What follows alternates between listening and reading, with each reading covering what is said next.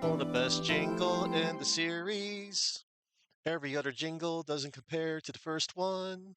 Anyway, let's get that out of the way. Hello there, everybody. Excuse me. Chuckman, thank you for the work and lurk. I hope you enjoy. And Wildcard. Oh, man. The Justice of Apollo. Oh, man. The Justice of Apollo. You are so right about those choice of words right there.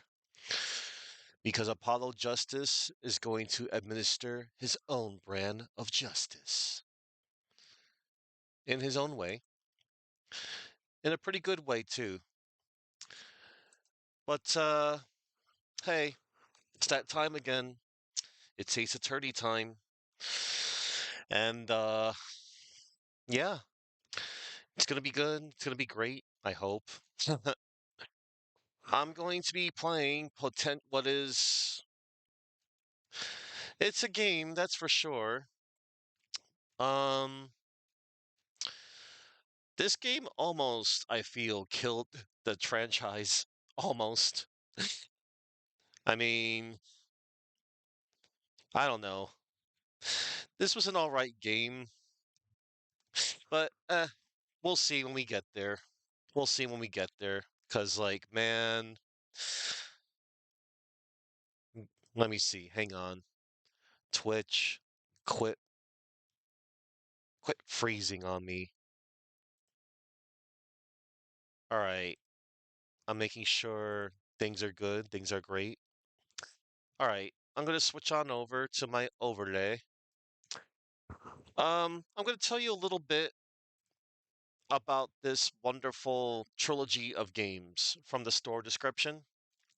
And then I'm going to tell you about the actual game that I'm going to be playing. So, the Apollo Justice Ace Attorney Trilogy. Join rookie attorney Apollo Justice and his mentor, the legendary Phoenix Wright, in this collection of 3 games. This title features 16 episodes, which includes the previously DLC only episodes, and it supports English, French, German, Japanese, Korean, and traditional simplified Chinese. That's cool. Um, and it also includes a mountain of extra goodies that's sure to satisfy any Ace Attorney fan. It's got the orchestra hall. You get to listen to the in-game background music and select orchestral arrangements. It's got an art library. You get to view illustrations, design specs, and commissioned pieces, and even the special Spirit of Justice prologue anime. Oh, that's cool. Maybe we'll do that in the foreseeable future. Of course, we're going to. That's I'll get to that in about 2 months. Cause yeah, next month I'll do Dual Destinies. This month is Apollo Justice. Animation Studio. Play around with character animations and recreate your favorite scenes. And yeah, this collection, as I mentioned, it supports Japanese, English, French, German, Korean, traditional simplified Chinese. You can even mix and match to play in whichever languages you'd like. Immerse yourself in this beautiful collection as you shout objection in these newly renovated halls of justice. The Hall of Justice. Some of the contents of the games in this collection are presented as initially released to preserve the games as originally created. That's nice. I wonder if it still includes the typos. But jokes aside, jokes aside, let's see here. All right, and now I'm going to check out the back of the box of Apollo Justice Ace Attorney. Justice prevails. Phoenix Wright has turned in his badge. So, rookie defense attorney Apollo Justice makes his debut in an all new courtroom adventure. Help Apollo uncover the truth and defend the innocent from the cunning prosecutor, Clavier Gavin. Oh boy. Clavier. Clavier Gavin, who we will not be seeing in this case, but you will be seeing him tomorrow. I gotta I gotta train up my fake German accent for that. Use the microphone to yell objection and hold it as he cross-examined witnesses. If I was playing on the Nintendo DS, recreate the crime scene, interview witnesses, and discover clues. Yeah, I like that. The whole part of recreating the crime scene, but there's very little of it in this game.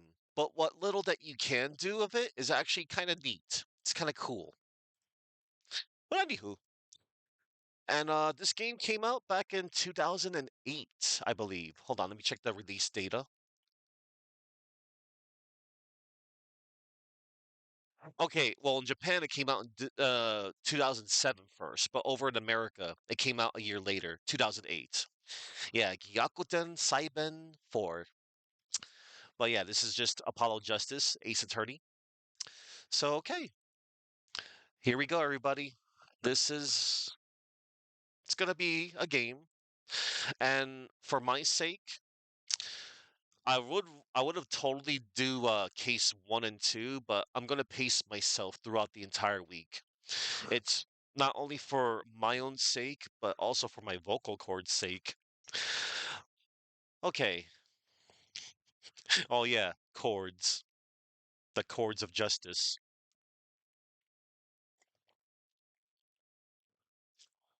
Oh, don't worry, Wild, I won't. I will not. Because I kind of like did, I remember last month. But I was still pretty good. Yeah, yeah, Wild. Please. No idle threats towards me. I know you mean well. Don't worry, I'm gonna be fine. I'm fine. I'm gonna be fine. Besides, like I said, I'm just gonna pace myself. I'm just gonna do case 1 only. All right. Okay, everybody. And I plugged in my SD drive, so it's all good. Because this is a hefty collection compared to the first collection. Oh, okay. You get ready for that wild card. I'm going to start up this wonderful collection now. At least, well, it is. It's Ace Attorney. I love the entirety of Ace Attorney. We'll always have, a lot of varying thoughts and opinions about, each of the games. Okay, first and foremost, I'm gonna have to. Okay, never mind. Okay, that was weird. Good. It reverted to my whatchamacallit. I'm gonna capture it. No, because like it opened up full screen and then it went to the resolution that I had it set when I was tinkering around with this a couple of weeks ago.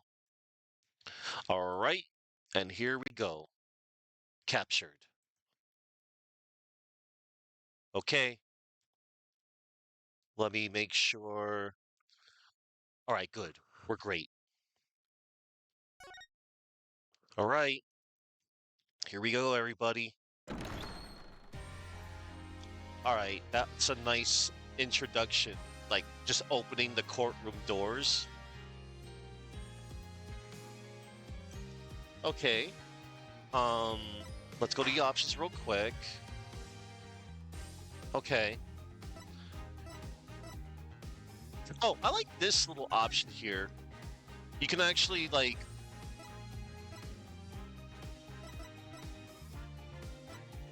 I kept the default. Wait time. Adjust the length of time until the next line of dialogue is displayed in autoplay and story mode.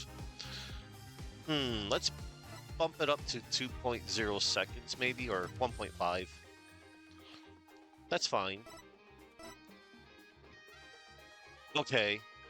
And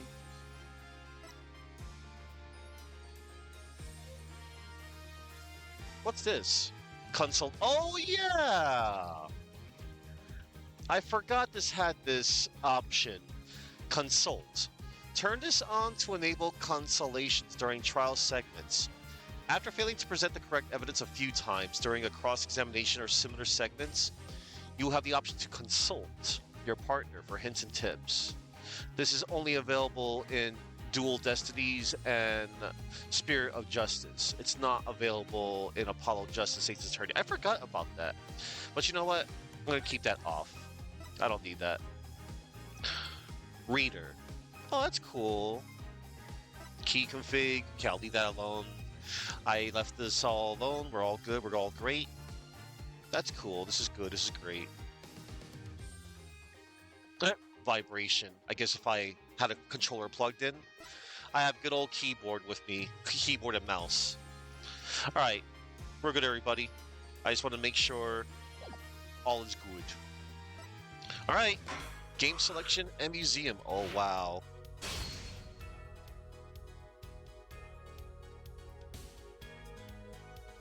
This track right here is awesome. It's called Apollo Justice.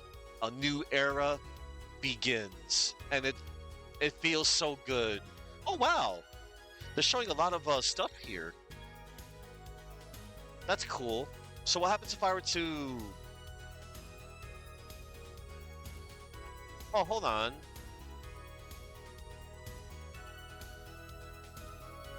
New game, episodes. Oh, I see. Switch games. Okay, hold up. I just want to make sure. Oh, that's next month. And that's 2 months from now. Warning, the museum section contains spoilers. Gotcha. All right. We are starting up Apollo Justice, Ace Attorney, the fourth game in the Ace Attorney series. Dan, I like that it opens up like this, like, with this music. It's so good. All right. New game. Oh, wow, and it's showing me so many things happening in the background. Good thing for anybody that doesn't know the context, you know. They're actually not showing much. Not too spoilery, I think. But anywho, new game. This is it. Apollo Justice, Ace Attorney. Episode 1, Turnabout Trump. An artist? Interesting.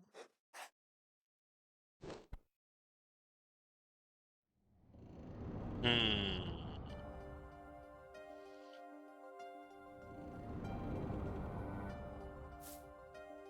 Oh, look at that. They're dealing cards.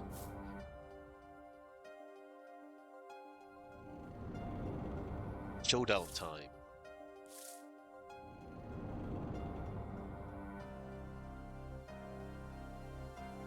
You lose. Oh. Yeah. Uh-oh. Oh, man. Murdered over a game of cards. That's messed up. I seem to be in a bit of trouble. Something like that. Dead. Someone hit him. Hard. Me? Please. The cops should be here any minute. I'm in your hands. Should it come to that. Damn. April 20th, 9:37 a.m. District Court Defendant Lobby, number 3. Now, first thing I want to point out immediately, everybody, we are in a totally different district court right now, graphically. Like, look, this is we got different bailiffs and the lobby got a little touch up, as you see. Yeah. Panicked, palms sweaty. I can admit it. I'm nervous. Ah, good morning. Good morning, sir. You look tense, Justice. Wound up tight. Wound up, sir? No, I'm loose. I'm fine. That screechy noise. Is that your voice? I suppose it is. It's to be expected. Your first trial, and it's a homicide. I guess justice doesn't start small, eh? I'm fine. I got up at 5 a.m. to do my Chords of Steel voice workout. I'm fine. Ah, that explains it. I did detect a certain rasping quality to your screech. I overdid it again. As you know, your client today is a good friend of mine. I wouldn't want to let him down, if you get my drift. Drift gotten, sir.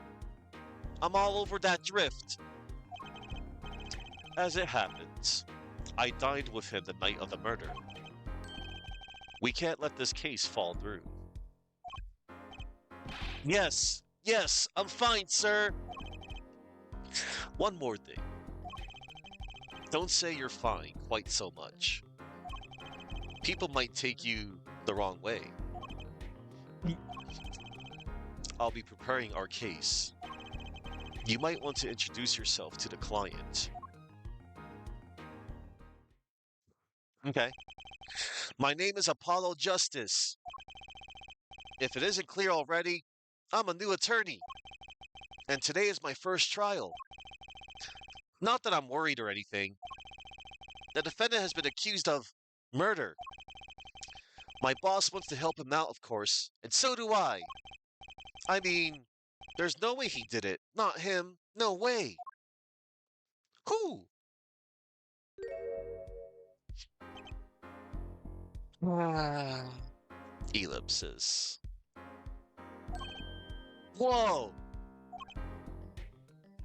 Ellipsis. Good, morning. Ellipsis. Morning. It's all up to you today. First trial, nervous. Meeting him, cardiac arrest. Ellipsis. I think I'm supposed to say something. Help? So, you're... Fine! I'm fine! Ah, Mr. Fine. Is it? Uh... I do remember you having an odd name. Well, we're off to a great start. Are you sure you're okay? I mean, with me? Ellipsis. Mr. Gavin is a top-notch defense attorney. And he's your friend, so why? You'll see. Huh? You can do it. Be confident. Um, I... I'm really sorry this happened to you. I... It's time. Shall we? Yes, sir. Okay, I need to focus. First trial, here comes justice. Here comes justice. April 20th, 10 a.m., District Court, courtroom number 2. Man, this looks nice. The court is now in session. Judge is back. The prosecution is ready, Your Honor. And of course, the first prosecutor in the first case, Winston Payne, and he is old as hell. The prosecution is ready, Your Honor. The defense is fine. Ready, Your Honor. Mind going blank. Don't panic. Act. Too late. And if you look at this in a different angle, he looks a little bit like Dan Hibiki from Street Fighter.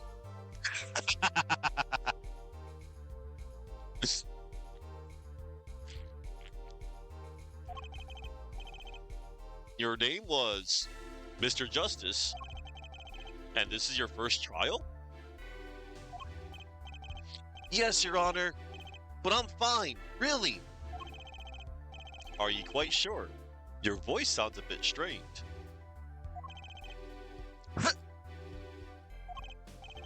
Ahem, Mr. Gavin. Yes, Your Honor. I was under the impression that you will be heading up this case. That was my intention, yes. However, a defense attorney must always cede to his client's wishes. And my client specifically requested Mr. Justice. Well, of course he wants justice. But to entrust his case to this greenhorn, why? I do not exaggerate when I say that you're the best defense attorney in town, Mr. Gavin. Okay, so Gavin's got trial experience, fine. But does he have cords of steel? Then let's begin. The defendant may enter the courtroom. Hobo Nick. Ellipses. This is truly an unfortunate turn of events. I'm sorry we had to meet again under these circumstances. Hey, running wild Vigia. Yep, it's that time again. It's Hobo Nick. The bad end timeline. Uh,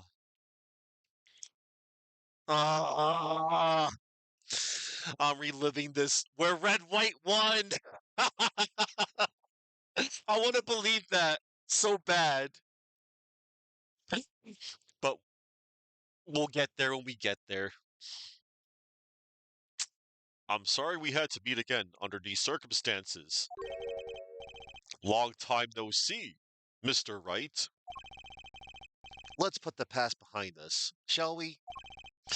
These days, I'm merely Phoenix Wright. Piano player.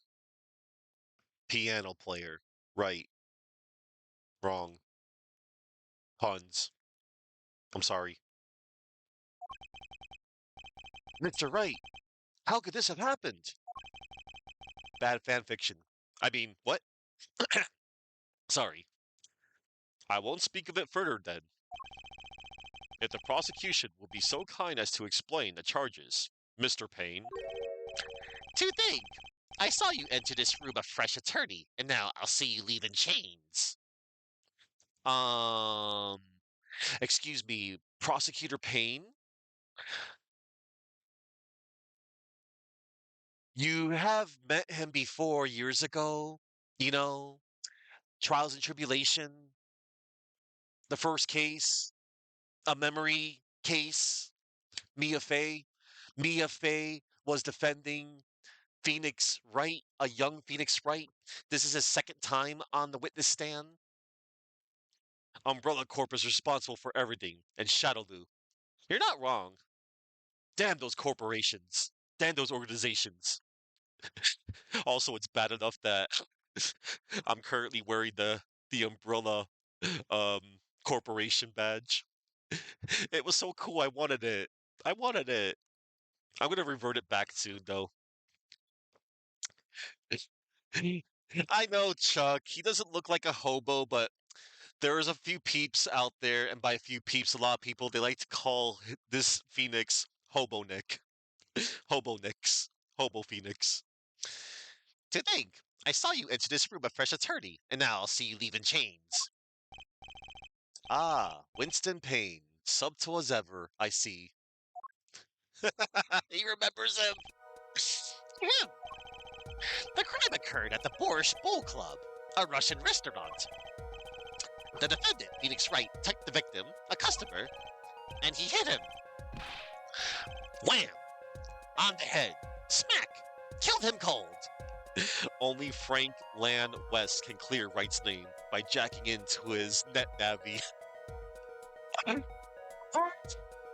You know, it's funny because you could kind of like connect the universes like that. A customer at the restaurant, you say? And the defendant, you say he was? A pianist for the club, it seems. Phoenix Wright. A pianist? This is the weapon that took the victim's life. A bottle of grape juice. Grape juice is apparently our defendant's drink of choice. The court accepts the deadly bottle as evidence. Deadly bottle added to the court record. Apollo Justice was made because Phoenix's hair was annoying to draw? Nah. Then they make characters with even more annoying hair, or lack of hair, or both. Nah. Something to note, Justice. All evidence is filed in the court record. Make a practice of checking it frequently. The court record. Right, I've heard of that. Use E to look at the evidence so far. I'm confident in your ability to handle this. Right, just use E. Sounds like it's time for some hands-on action. Okay. Attorney's badge. How long did I yearn for one of these? Just putting it on makes me feel ready. Smith's autopsy report. The amount of death was around 2 a.m., April 17th. Death caused by a single blow to the forehead. The sub-basement at the Borscht Bowl Club.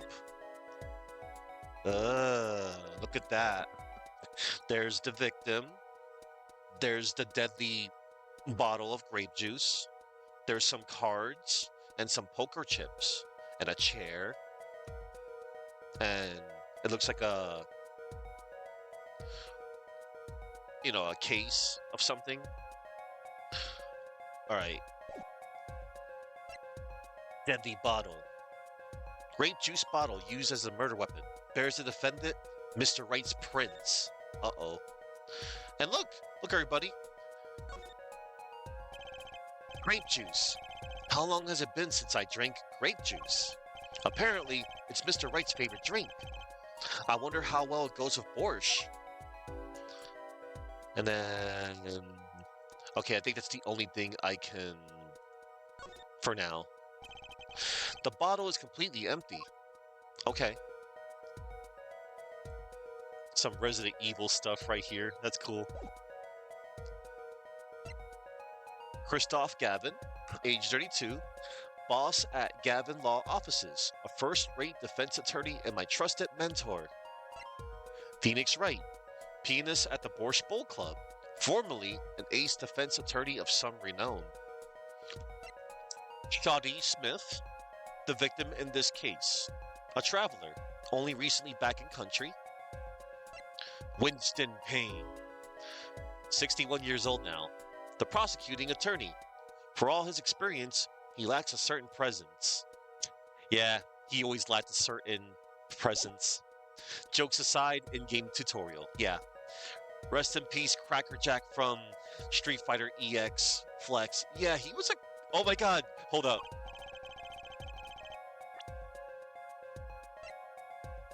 Oh my god. He does. That is Crackerjack's outfit. He's got that Al Capone looking hat where you can hardly see his eyes.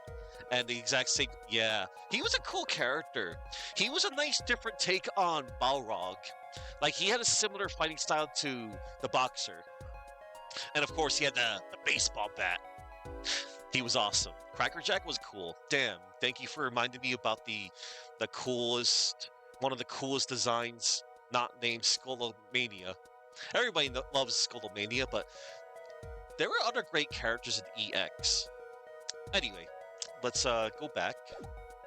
So, the victim was a customer at this restaurant. But just who was this, Shoddy Smith fellow? We believe he was a traveler, Your Honor. A traveler? According to his passport, he had been out of the country for a number of years. He had only returned to this country recently, though his place of residence is unclear. And he had some sort of connection with the defendant? That, too, is unclear at present, Your Honor. We believe they first met at the Porsche Bowl Club on the night of the crime. If they had only just met, then why murder?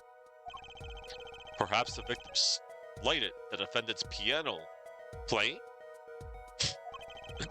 That doesn't appear to have been the case. No, the motive had nothing to do with the defendant's lack of playing skill.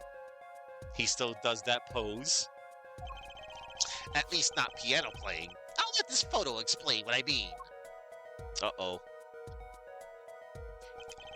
As we can see, a game of poker was in progress at the scene of the crime. Wait a second. I like in this game, like I like that they touched up the judge from like the previous game. I like the way his eyes bug out here compared to the first 3 games. It's cool that the judge got updated slightly. Wait a second. Is it poker gambling? That's a crime in and of itself! Uh-oh. Indeed. It appears our defendant has fallen to become the basest sort of criminal. It is true that the defendant was engaged in a game of poker with the victim. Yet it was only that. A game, in the purest sense. A competition, Your Honor. A competition? Yes. A test of wits. A silent clash of passions. Only the cards, their backs wreathed in blue flame, know its final outcome. Elip. Come again? The cards on the table had blue blacks, Your Honor. I believe the defense was waxing poetic in an attempt to mystify those present and impress women. That will be our first order of business here then. To find out more about this fatal game of cards. Ellipsis. Very well. Defendant, you will testify to the court about the poker competition held the night of the crime. My pleasure. This is it. My first trial. Here goes nothing. Oh man. Witness testimony. The competition. I am a pianist by trade, yet I can hardly play at all. Okay. My real job is to take on interested customers over at the poker table.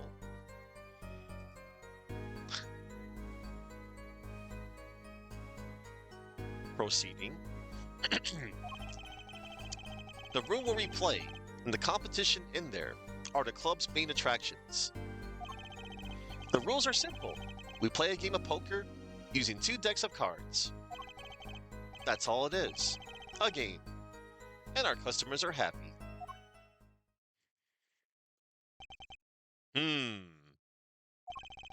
A pianist who can't play piano?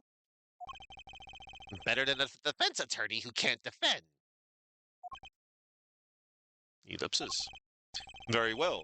The defense may begin the cross-examination. Right, Your Honor. My first cross-examination. Don't blow it. Are you all right? You're sweating bullets. Bullets? Where? It's a figure of speech, Justice. Your voice sounds strained and raspy, too. My brain feels strained and raspy, sir. You've watched me perform cross-examinations many times. Though you've never done one yourself, have you? Care for a refresher? What to do? Should I ask Mr. Gavin for a refresher course in cross-examination? No thanks, because I played the 3 previous games. No need for help here, sir. I think I've got this one covered. I think you'd better do more than think. You know it. Or you do not. I'm fine. The cords of steel are ready for battle. My weapons. Press and present. Find any inconsistencies any lies in the testimony and reveal them to the court. That is cross-examination. Learn it, know it, do it. Inconsistencies? Lies? Phoenix Wright? As if Phoenix Wright will never lie, and it's up to me to prove it. The defense may begin the cross-examination.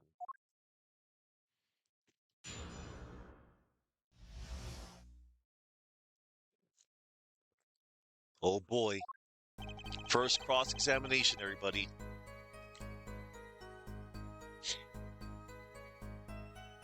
All right.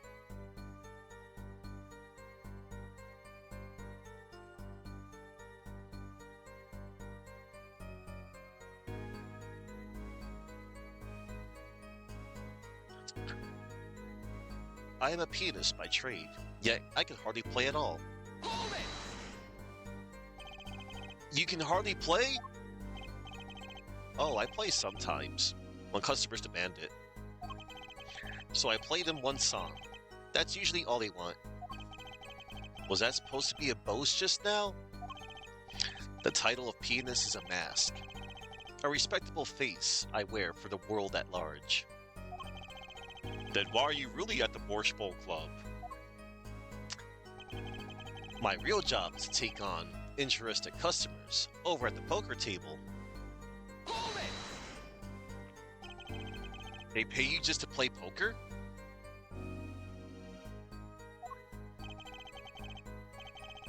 That would seem to be the case. I am a professional, after all. Do I detect pride in that statement? It's just hard for an honest, hardworking member of society like me to imagine. Yes, your imagination was always a bit limited, Winston. What? I played poker for 7 years in that little room, and I've never lost once. What? You see why the customers come now? Defeat the undefeated poker champion. It's quite a draw. That is, I'm quite a draw. Wait, you never lost once? Not even one time? As I said, I'm a professional. He's played poker for 7 years and not lost once. Is that even possible?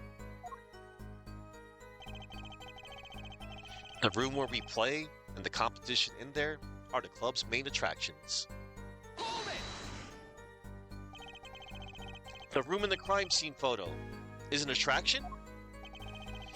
It has quite a history, actually. The Borscht Bowl Club used to be a gathering spot for black market types back in the day. Black market? All in the past. Things like the black market are only on the silver screen nowadays. Suffice it to say that there were a lot of deals being made under the table. Right there in that room. A smoky room, gambling hoods. You know, just looking at this picture makes me feel bad. The bosses gather around the table, cutting deals, safe from the eyes of the law. Meanwhile, a goon keeps watch through the small window. I can practically picture it now. That window does look like it will be good for keeping a lookout, but little else. The room had a few other tricks to it, though it was common knowledge to our regulars. At any rate, they come to play poker in a room steeped in history. Despite the dark past, it was all just good, clean fun.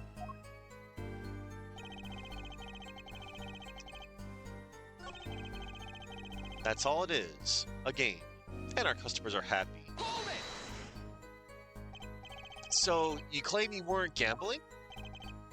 That's right, it was simply a game. You didn't bet any money? Not even a little? The only thing at stake in our game was pride itself. Ho ho! Well put, Mr. Wright. I've got a mind to play a hand of poker to my I've got a mind to play a hand of poker myself. The stakes. Your fate. Can we get back to the trial now? I can't imagine Mr. Wright lying in a testimony. Isn't it a little early to be jumping to conclusions? This is your first cross-examination. Take it slow. If you need more information, don't forget to press. Right, I got it. I'm fine. Time to listen to that testimony again. The rules are simple. We play a game of poker using 2 decks of cards. 2 decks of cards. A simple measure to prevent cheating. If you alternate 2 decks, no one can slip in cards. There is something else I noticed. In addition to the cards at the table, there are some lying scattered on the floor. Precisely. Cards on the table, cards upon the floor, each one forming a complete deck. A crime scene painted blue by a sad sweep of cards. It's poetic, really. Incidentally, we used 2 types of cards at the club. One deck of cards was red, the other blue. As I recall, in poker, you make 5 card hands. I could see how it would be easy to cheat. Yes, a game of hands. Ellipsis. This competition you're talking about, I believe the court understands the nature of the game sufficiently. That's right. It was a simple game, after all. Are you sure? Huh? People are not murdered over simple games, Mr. Justice. Defendant, you were in the room the very moment that the crime occurred. Yet you claim no connection to the crime? Now that's strange. What's strange?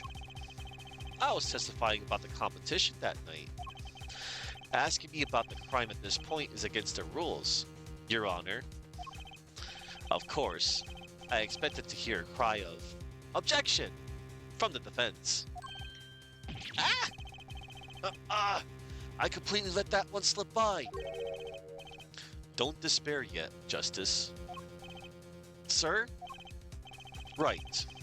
There's something I'd like made clear. Namely, your connection to the case at hand, and I'd like to hear it from you. Sure, why not? Very well. The defendant will amend his testimony. Just one little press, and I've got myself a whole new testimony. Yep, that's how it works. That's how it works, Apollo. I plead silence regarding the murder, but I will say I never touched the murder weapon. Oh, really?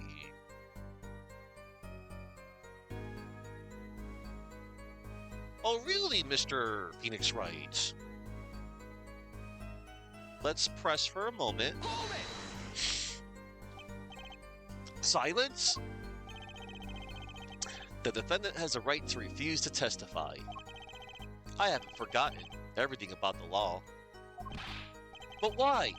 That clearly puts you at a disadvantage. And it's your job to turn that around in your favor. And it's your job to turn that around in our favor. Yes? Great. Like I didn't have enough to do already. Justice, didn't you detect anything odd about that testimony? Huh? Wait, something he said did ring a little strangely. Just one thing. Now, what was it? When you figure it out, I'd suggest presenting evidence. Evidence that contradicts the testimony. A contradiction of Mr. Wright's testimony? But why? I better check the court record. I can't imagine Mr. Wright lying in a testimony.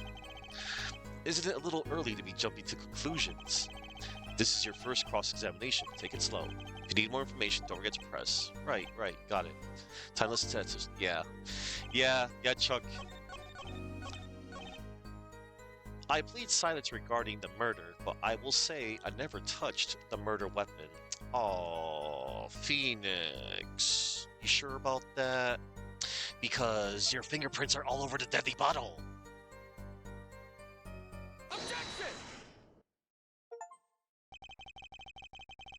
Opening objection. So you say you didn't touch the murder weapon? This grape juice bottle? Right? So I said. Ellipsis. Something the matter, Mr. Justice? Hmm. Too bad our new defense attorney never learned how to play dumb. What's this, Mr. Payne? I examined the bottle in question, you see, and it was covered with the defendant's fingerprints. Oh no. Objection! No need to shout, Mr. Justice. I can hear you just fine.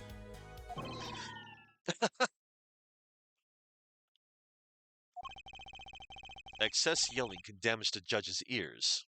In our case. But what about my cords of steel? Anyway, what's so strange about fingerprints on a bottle in a restaurant? A new era begins, everybody. This is a good track. Well, that's true. The prince alone. Oh, they wouldn't prove a thing if they were normal fingerprints. Huh? But the fingerprints of the murder weapon were upside down.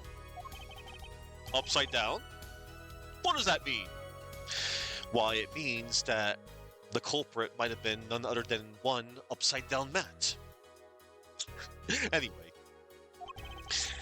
It means he was holding the bottle inverted, and there could be only one reason for that.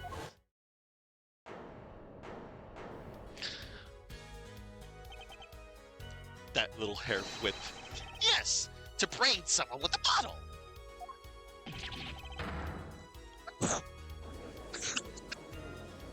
Nice! Mr. Gavin, I think things just took a turn for the worse. Oh, I see no problem, Justice. Huh? The only thing that matters is the truth. There's a good reason for everything. You'll see. Those words. Defendant, can you explain your fingerprints on this bottle to the court? Ellipsis. I stand by my plea of silence regarding the murder. For now. Not very cooperative, are you? This could hurt your case. I'm sure he's uncooperative because he's hiding something. There must be some reason. Objection! Your Honor, you seem to have forgotten something. And what might that be, Mr. Gavin? On the night of the crime, who was it who reported the murder to the police? Reported? Well, that was the defendant, Mr. Wright. But still, that... Really? Yes, well, according to the case file, the murder was reported from near the scene by a call from the defendant's cell phone.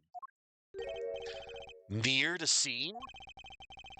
Let's take a look at a diagram of the murder scene, shall we? The victim was murdered in a small room in a basement 2 floors down from ground level. Of course, cell phones can't get reception so far down. The defendant used the stairs in this hallway to go above ground. The call came from the first floor of the restaurant. I see. And this is the phone that made the call. He still has the same cell phone, everybody. Right cell phone, added to the court record. Used by the defendant to notify the police from the restaurant's first floor. The defendant could have just fled the scene of the crime, if he so choose. Look, we can examine it. Look at that. Oh, there it is. Wow, the battery's being held in with a piece of tape. He should just buy a new one. Maybe he can't afford it. Or he just doesn't care. Damn.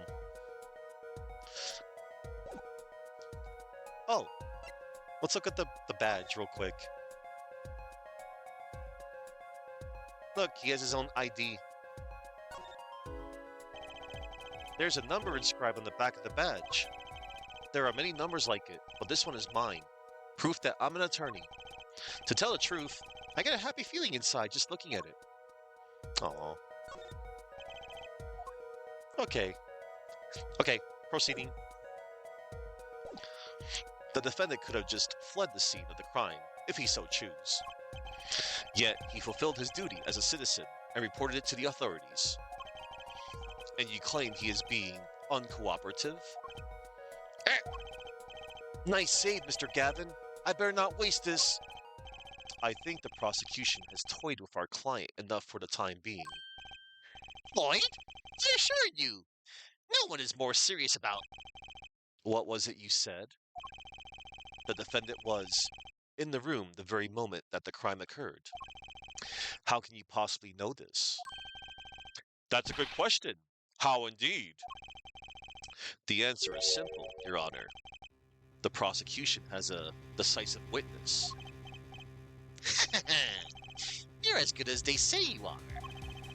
So someone else was in the room the night of the crime? That must mean they witnessed the crime. Everything up till now has been a warm-up, Justice.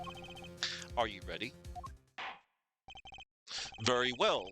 The prosecution may call its first witness to the stand.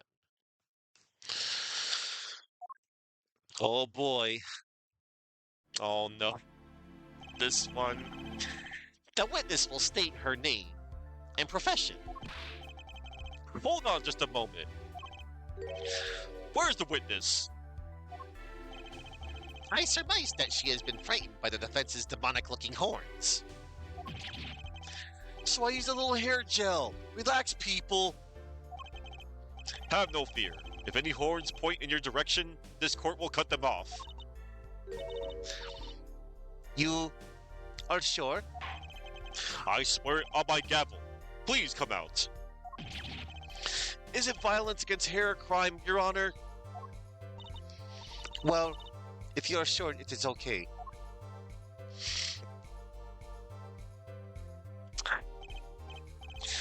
Ahem. Now the prosecution. Wait a minute.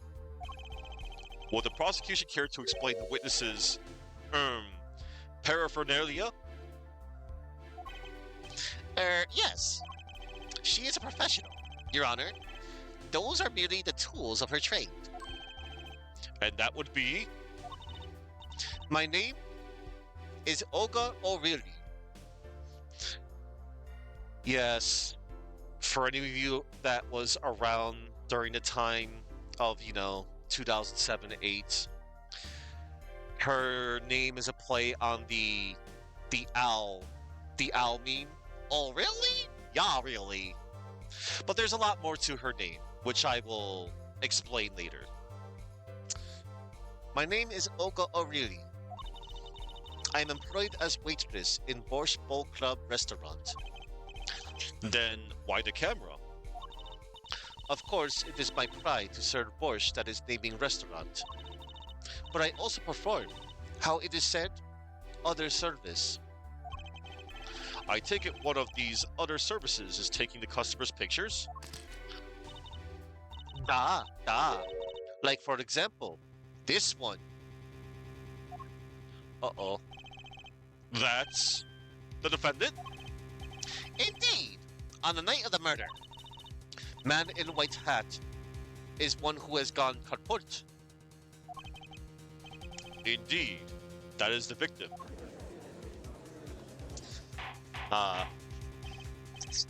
Order! Order! This is quite a piece of evidence to casually drop into our laps. It is same way as I drop cold bowls of borscht on laps of customers, casually. Then the court will casually accept this new evidence. Olga's photo has been added to the court record. Oh boy. Now, witness, where were you at the time of the murder? The defendant and Mr. Smith at the Borscht Bowl Club. Look at that. It seems that they were seen conversing with each other. And there's the bottles of grape juice. There's the piano. And there's the table he was sitting at. You're right. That is so Cracker Jack. Street Fighter X, EX. Now, witness, where were you at the time of the murder? I was in room. The hideout, we call it. Excuse me? The hideout? It is room where famous gangster, bad guy, was arrested. Bad guy.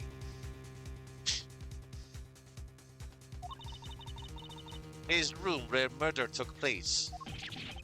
What? Your look of utter surprise. It is lovely. I will post my courtroom door later for you. Da. Photos will be numbered, and you will write which ones you want copy of.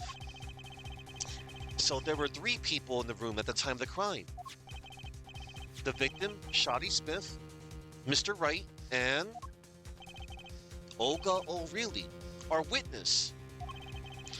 And if Mr. Wright isn't the killer, that means... Very well. Witness! You will testify to the court about that night's events. Witness testimony. That fateful night. That night, customer asked me to deal cards for the game. It was cold. Both players played with hats on. Da. The victim, he plays whole time with his hand on locket at his neck. Then, last hand is done. But something terrible has happened. Da. That man flew its victim and is strangling him to death. Oh boy. Incidentally, who won the game? Isn't it obvious? The winner was the victim, Mr. Smith. That's ridiculous. Because Mr. Wright can't lose. Ahem. Justice.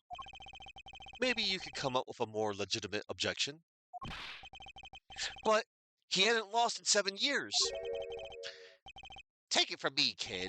It happens. I didn't lose a case my first 7 years as prosecutor either. BFA. Incidentally, I have some evidence here.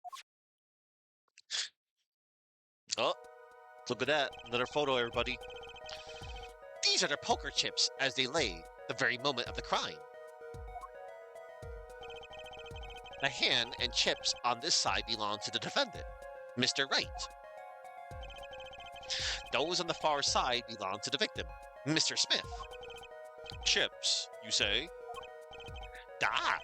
Yes. Imagine that poker is war. Your hand is your army, and the chips are the spoils. I know that. After all, in my youth, I was known as the poker head of courtroom number 3. Whoa, deep lore. I think he means poker face.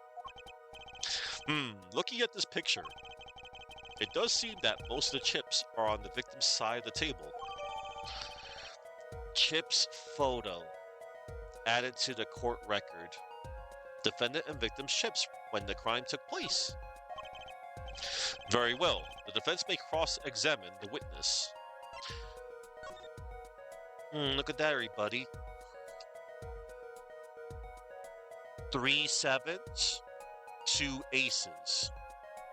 3 kings, 2 aces.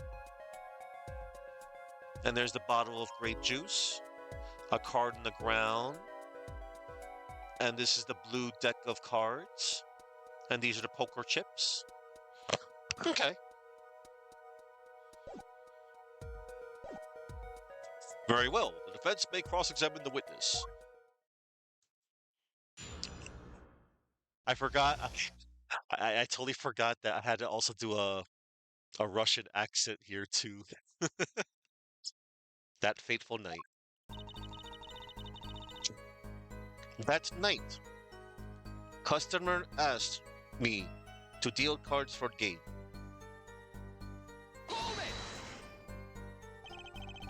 You were dealing cards? Do you do this often? Da, I am doing this.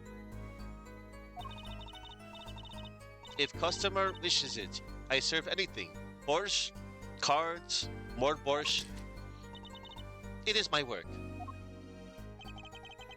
It's good to hear of a place that hasn't forgotten the meaning of service. Welcome you to the Borscht Bowl Club, where borscht is as warm as the waitresses. Thank you for not handing out flyers during the cross-examination. It was cold. Both players played with hats on. Da. It's already April. How could it be cold? At Borscht Bowl Club, we have pride on authentic rustic Russian restaurant theme. Outside it is city in spring, but inside it is always as cold as Mother Russia. No way am I going there. When it comes to hot borscht, cold is best seasoning, da. The victim, he plays whole time with his hand on locket at his neck. His locket? I believe it was good luck charm, da. He gripped it many times as he played that night. Yes, he must have felt as though it might carry him to the moon and the stars. Though if it were small enough to fit around his neck, it wouldn't have much lift. The defense would like clarification. This is a locket we're talking about? I mean, a pendant with a picture in it, right? Not a rocket? Of course, I knew that. It was probably a pendant shaped like a rocket. That's why she called it that. No, a locket's a locket. It doesn't matter what shape it. It's considered bad form to poke fun at the hard of hearing in our society. Hard of hearing or hard of understanding? So what happened next? Then last hand is done, but something terrible has happened, da. Something terrible? Eek! The defense will refrain from needless shouting. Sorry. I need to seriously reconsider this vocal training thing. Now, Miss O'Reilly, can you tell us what happened? Oh, I was so frightened. Da. I trembled with fear. That man flew at its victim and is strangling him to death.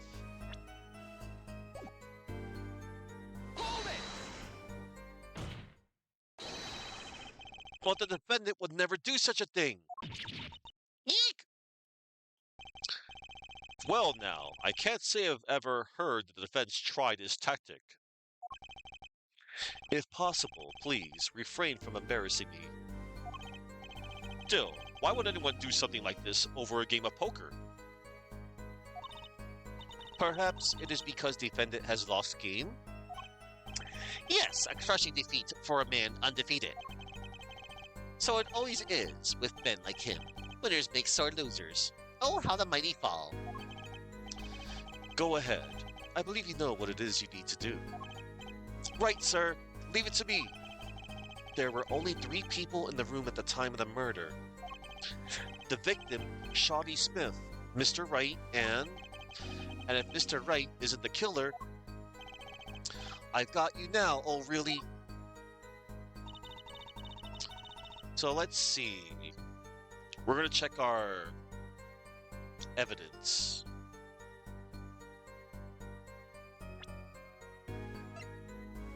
So, his autopsy report says that he died around 2 a.m. and the cause of death was a single blow to the forehead. So, let's go back to her testimony.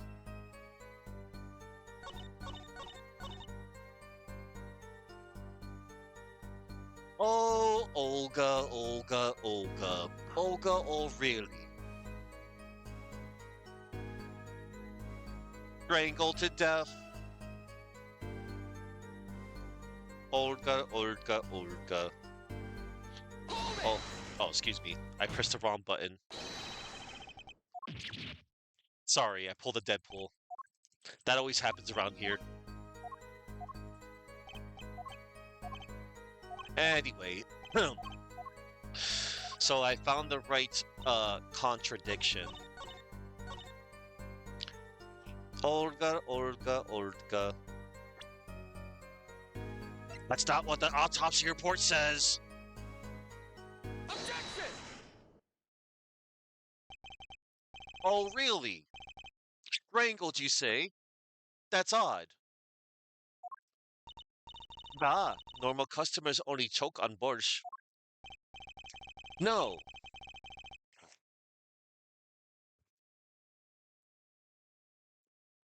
I still got my paper prop.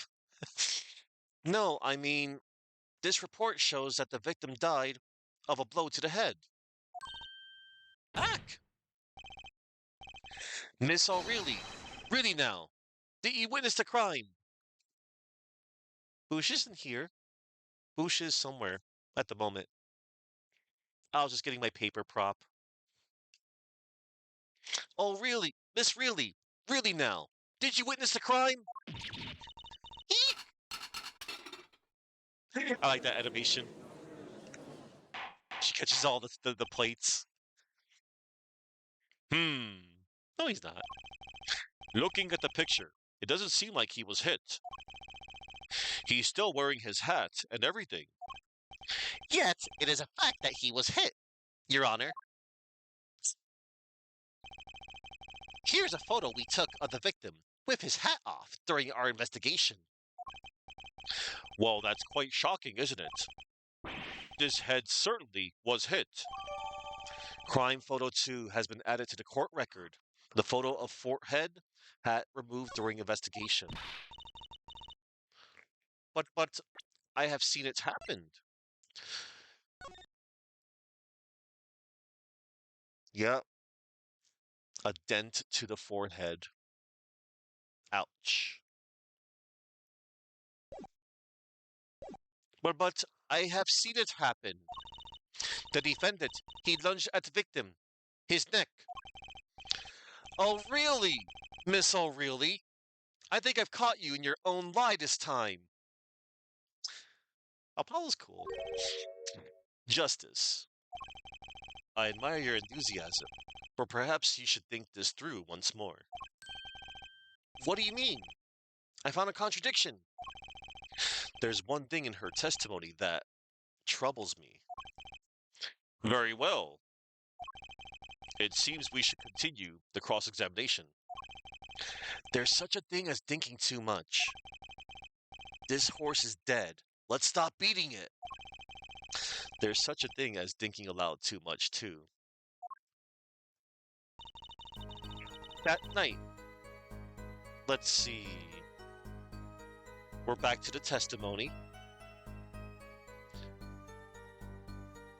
Oh, hold on. The testimony is still the same. However, we did get new evidence. Yeah, I mean, Winston Payne was, he fought like so many defense attorneys that had like I guess not that good of experience until he met Mia Fey. And then, you know, he also lost to Phoenix Wright twice. And somehow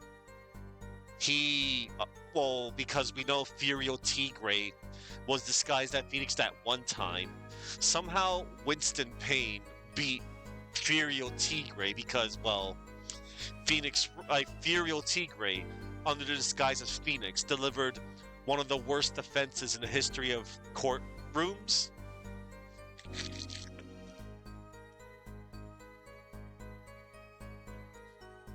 he's the like it's funny. Yeah, he was a rookie. He at the time he was yeah, he was known as the rookie crusher, rookie killer. But yeah, until Mia took him down, and then Mia made him lose all of his hair. It was funny. But anyway, back to the um task at hand. I love reminiscing. So,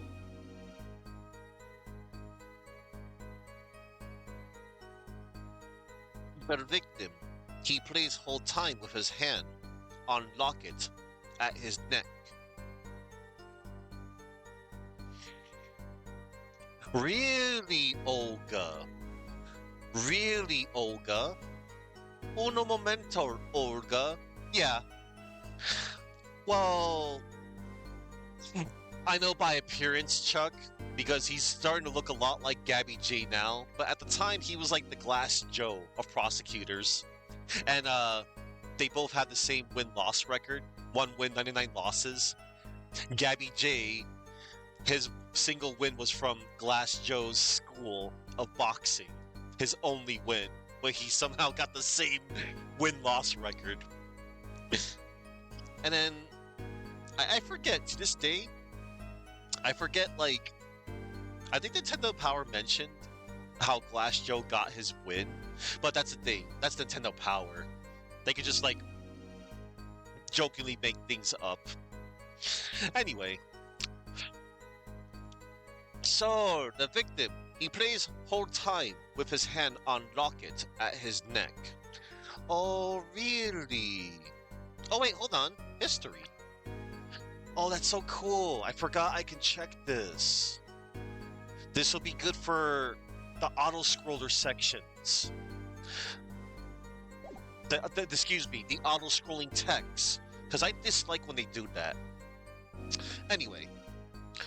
See, this is a contradiction right here. The victim, he plays hold time with his hand on locket at his neck. Alright, now we're going to present the evidence. Look at crime photo 2 right here. Ladies and gentlemen of the chat room and in the lobby, there is no locket here.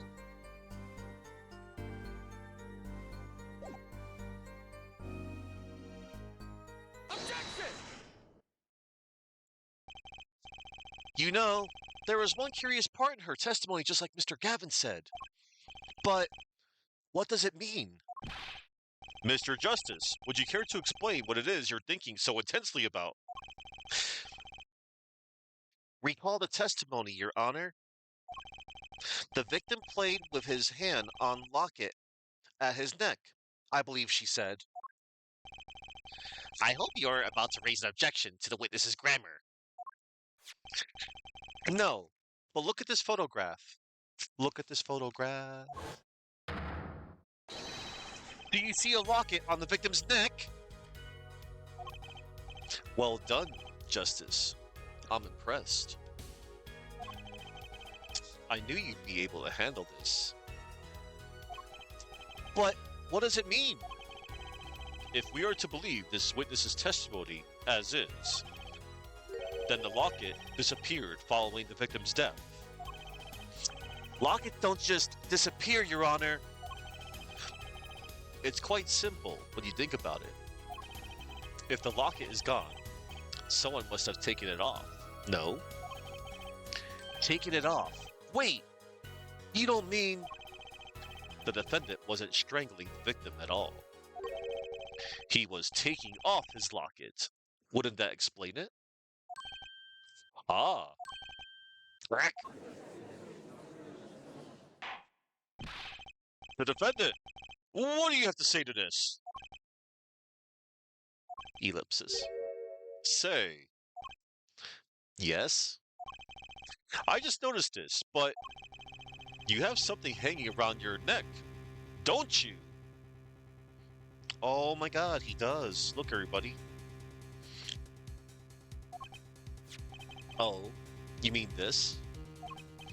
Yes, it's a locket with a photograph inside. A photo Of my daughter. Come again? Oh no. Mr. Wright, you have a daughter? We confirmed. We confirmed it at the time of the arrest. The picture in the locket is indeed Mr. Wright's daughter. Ellipsis. So Mr. Wright has a locket too? Why don't I buy this is just a coincidence?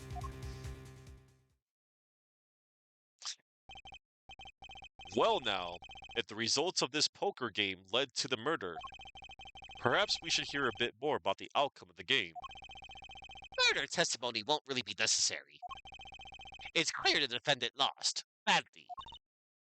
Ellipsis. Miss O'Reilly, you will testify to the court about the game played between the victim and defendant. Ah.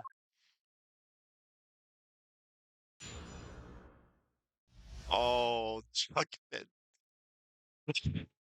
I'm crying on the inside right now. Anyway, serious competition. The game began with 3,500 points in chips for each man. House chips come in two sizes, small and large. The one who was winning, it was victim. For last hand, defendant play with all chips on table and lose. The moment loss was decided, the defendant grabs bottle from table and hello, Catman. Yes, indeed, Hoip. Indeed, looking at this picture, it does seem to be a one-sided game. As the court knows, poker was the defendant's life. Failure must have been a bitter pill to swallow. Ah, how many times have I heard these words? I done it in a fit of anger, Your Honor, and now Hold up. I done it in a fit of anger, Your Honor, and now I regret what I done. A common tale, but true. Once again, I love the history button because it helps me miss out on any of the auto text stuff. You just got out of work, you're trying to sit back, relax, and say, mango juice. Mango drink. Mango liquid refreshment. Yes. I love that skit. Tiny Toons is awesome. A common tale, but true. Methinks the judge watches too many old court movies. Mr. Wright said he hasn't lost in 7 years, so this testimony must be wrong. Cross-examination.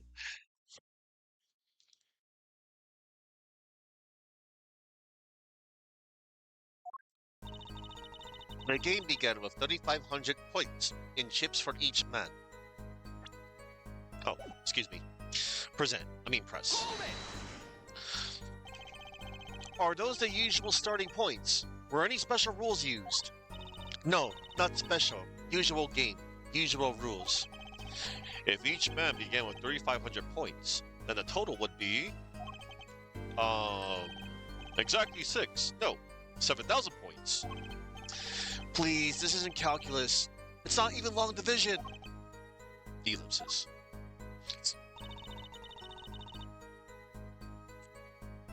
That's what you'll be seeing that episode of Friday Afternoon Watch. Oh, that's cool. Pouch chips come in two sizes, small and large. Are the chips in this photo all the chips that were used? Of course. Something's fishy with these chips. Should I press harder? Yes. We're going to press harder on these chips. Maybe you can explain a bit about these chips. Explain? What is there to be explained? Poker chips are poker chips. They're not fish and chips. Not a chip off the old block. Not a motorcycle cop. Not a. Wait, not a motorcycle cop? Not a. I remember that one excuse me, that one TV show, Chips. Those two dudes on a motorcycle. Catchy intro too. Thanks. Now that I've pressed her, I better ask something. What are these chips worth? Are they in dollars or rubies? Or rubles? Rubles even? Niet. As I have been saying before, it was game, not gambling. Hard perhaps for capitalists to understand. Two types of chip. 100 points chip and 1000 points chip. It is not money, da. Justice. Sir, don't you find her comment interesting? In more ways than one, sir. I'd have it added to her testimony myself. Well, does the defense want the witness to add to her testimony? Why, yes, Your Honor. We're going to add it to her testimony. Yes, I do think this deserves further scrutiny. Add it to the testimony. I wish I knew where I was going with this. Very well, witness. If you would be so kind. Da, Your Honor. One kind of chip is worth 100 points. Other kind is worth 1,000. Two kinds in all. Okay, let's press that statement. Mr. Gavin said his testimony is important. To be honest, I have no idea why. Mr. Justice, do the court a favor and think of what you want to say before raising your hand. We are not in kindergarten. Sorry, I'm fine. I better think of something to ask, and quick. The two types of chips. Da.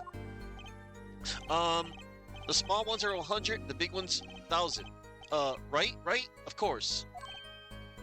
Ha! Don't waste our time. Ellipsis. Is that all?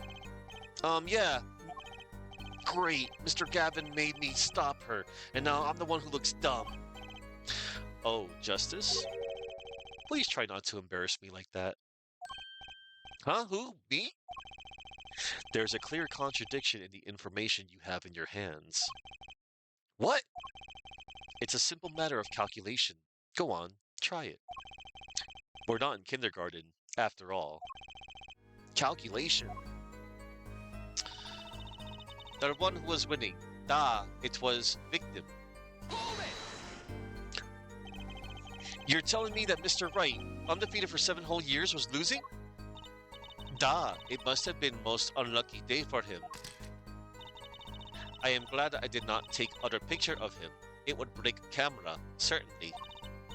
The chips, they went early to the victim's side of table. So you're telling us?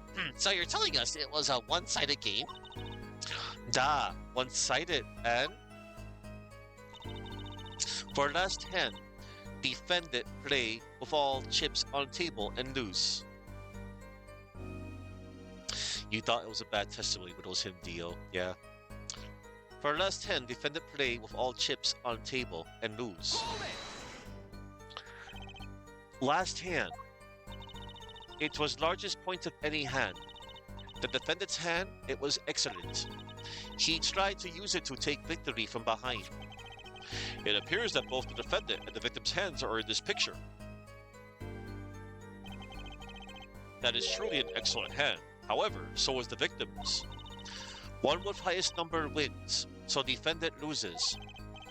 The victim, Mr. Smith, had a stronger hand than the defendant and crushed him. I believe that explains what occurred next. Once cards laid down on table, it happened. The moment loss was decided, defendant grabs bottle from table and... And what happened next? Even to think of it now, I shake and tremble. Da! I did not believe such thing would happen. What such thing? Please, you must believe. I had no idea. How could such thing occur? What such thing? Niet, niet, niet, niet. The defendant had been hitting the victim. Da, I saw it all happen. Right before me. I saw a bottle coming down on victim's head. Decisive, isn't it, Your Honor? My witness saw the very moment of the crime. Hmm. Remember, your first goal is to gather information. Yes, sir. Look out, contradiction. Here comes justice. I like that line. It's a cheesy line, but it's a good line. All right, so check it. There's two different contradictions in her testimony here.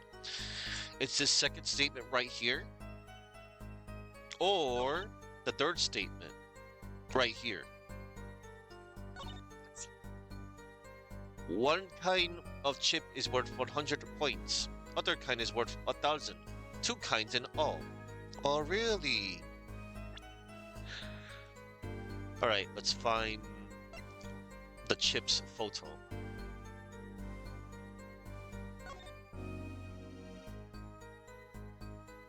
Already. Already, Olga, already. Objection! You're sure it was the victim who won? Absolutely sure. It seems our new attorney is a bit confused. A glance at the picture is enough to tell you who won, if you're not in kindergarten. Just for safety's sake, could you explain the problem to the court? Of course, Your Honor. In this photo, I see small chips and I see large chips. Tell me, which were worth 1,000 points? Why, the big ones, of course, duh. Oh, I thought so too. But then the totals don't add up. The totals? Let's review what the witness told us. Each man started with 3,500 points in chips. And the combined total value of the chips was 7,000 points. Yes, if my calculations are correct. Let's see. 3 plus 1, carry to 5. They are, Your Honor. Now, look at this photo that elegantly shows all the chips. If the big chips are worth 1,000 points and the small chips are worth 100, and you add them up, How much is it? do it yourself. You aren't in kindergarten, are you? 10,600 points. The chips don't add up. This clearly contradicts the witness's testimony. And here's our first close-up shot of Apollo.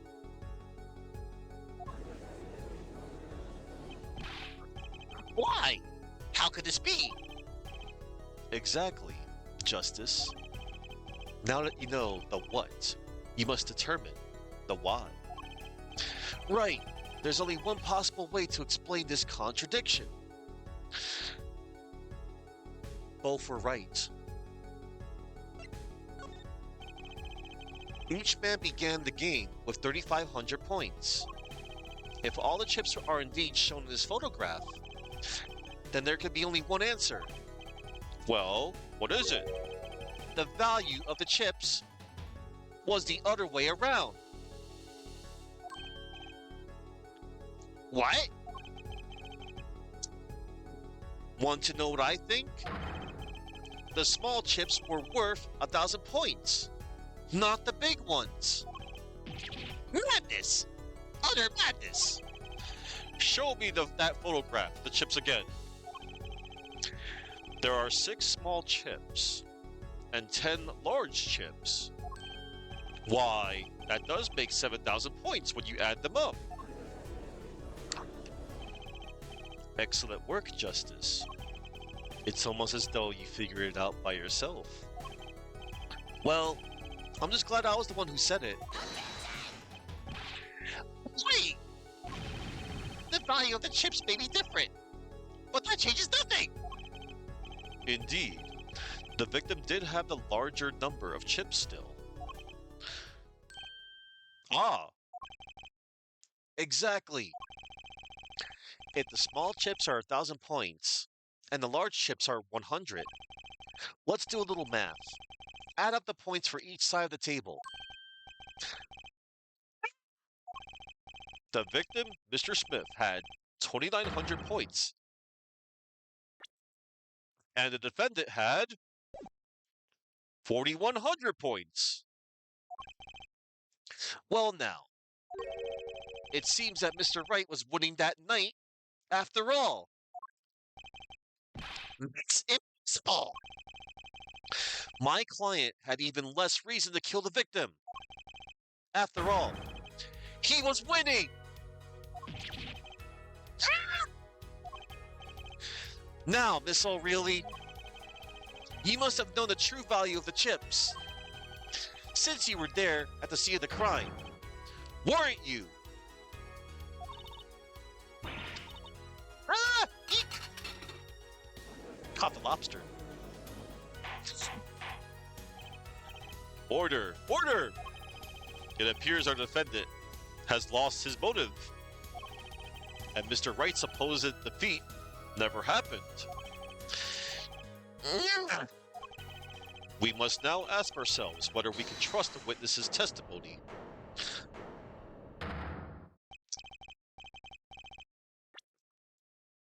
Pat. Okay. Excuse me? What is it, Miss O'Reilly? I did not want it to be saying this, but actually, you see, See what, Miss O'Reilly? What do you see? What do we see? in the last hand, there was cheat. Cheat? A cheat? You don't mean a trick? Wait, or do you mean a scam? They're all the same thing. Yes, there was cheat in last hand. That is why game ends with chips as they are. Great, just great. First we have lying, now cheating. We lie, we cheat, we steal. We lie, we cheat, we steal. Well, this case certainly has taken a turn. 40 interesting. Witness, you will please testify to the court. Tell us about this cheating in the final hand. Oh boy, we're getting there, everybody. The final hand.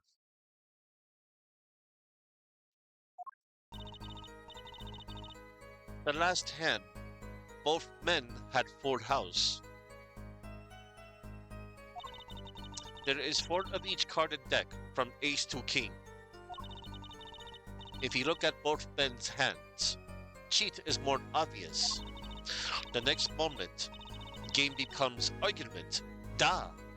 The defendant's trick was exposed. He took bottle in his hand. Poor Mr. Smith.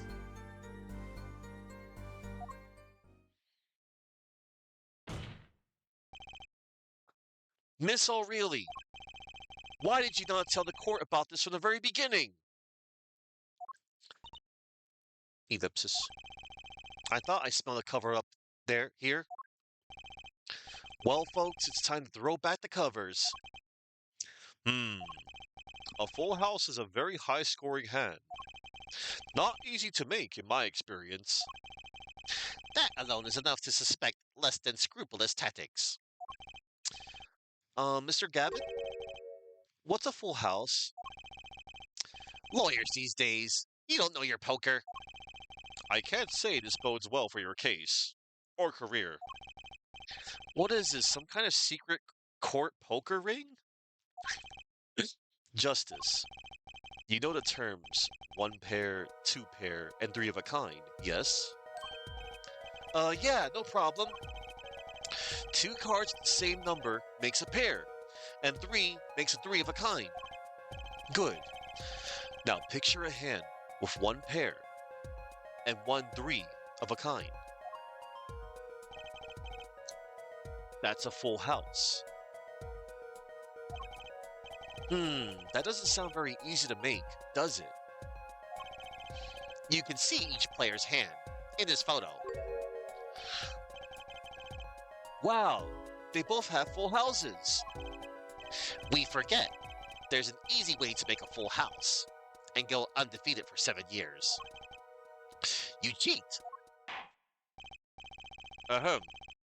The defense may cross-examine the witness. If he did cheat in the last hand, that still leaves one important question.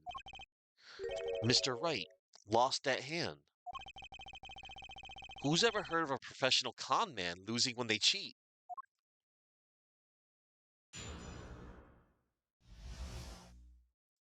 The final hand. The last hand. Both men had full house. Just how hard is it to make a full house anyway? It is quite hard, da. It is making a pair and 3 of a kind at the same time. I guess that's right. Very difficult, to be sure. You could take my word as the poker head of courtroom number 3. Very difficult, da, but it's not possible. But it's not impossible. My bad. Okay, full house, hard. This line of questioning, a waste of time. There is 4 of each carded deck, from ace to king. 4 of each card, you say? Da, there is 1 spade, 1 diamond, 1 heart, and 1 club for each card. It is interesting fact that this number 4 comes from number of seasons. Huh? You don't say. Ah, did you know that the cards are numbered 1 through 13? Add all the cards in the deck and you get 364. A year. Huh? You don't say. Isn't that 1 day short? That's why each deck has 2 jokers. They say the second joker stands for the leap year. Thus, you have a perfect representation of the year, all in a deck of cards. Huh? You don't say. We're going to be in this courtroom for a year if it keeps going like this. Alright. The next moment, game becomes argument, da. The defendant's trick was exposed.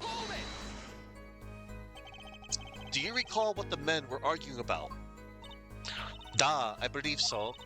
The victim, he shouts, "You are cheater," and then the defendant shouts something like, "I have objection." Shouting objection, eh? Old habits are hard to break. First he bluffed his way through the courtroom, and now he bluffs his way through life. Objection! However, Mr. Wright lost a hand. That seems to cast a shadow of doubt on Mr. Smith. Humiliation from losing, even when cheating. That is what set fire to the defendant's heart. So what did the flaming defendant do next? He took the bottle in his hand, poured Mr. Smith. By bottle, are you referring to this? Da, the defendant uses this bottle to... This behavior is an admission of cheating by the defendant. But why use a grape juice bottle? You'd be surprised at what can be used as a weapon. This juice is recommended drink of Borschtball Club, da. This year's vintage is remarkable for its hefty flavor. Hefty enough to brain a grown man, apparently. First she says it was a serious competition. Now she says there was cheating. Justice, notice anything odd? Her testimony keeps changing. Now she says the defendant cheated. Actually, yes, I had noticed that. Let's get the truth about this cheating first, shall we? Right, leave it to me. So, over here, If you look at both men's hands, cheat is obvious. Hold it! How was it clear? Ah, well, the defendant, he played a fifth ace. A fifth ace? I still remember both hands very well. Mr. Smith's hand has 3 aces. And Mr. Wright's too. Obviously, cheating was afoot. Or perhaps I should say, a hand. Your Honor, perhaps this can be added to the testimony without Mr. Payne's joke. Very well. The witness will add this detail to her testimony, please. Mr. Smith's hand has 3 aces, and Mr. Wright's too. It is 5 aces in all. Hold it! A fifth ace? Da, it should not exist, no? I still remember both hands very well. Mr. Smith's hand has 3 aces. And Mr. Wright's 2. Well, where did this card come from then? Perhaps we should ask the defendant that very question. Adding cards to a deck is no less serious a taboo than forging evidence in a court of law. Forging evidence.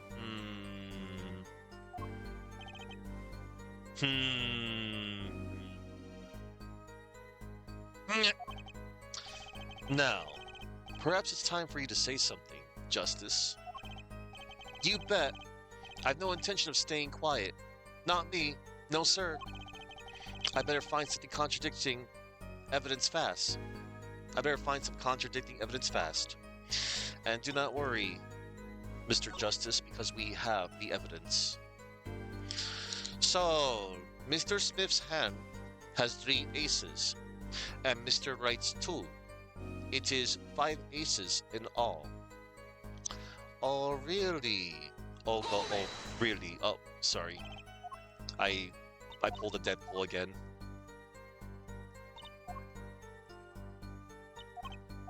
I meant to present. Anyway.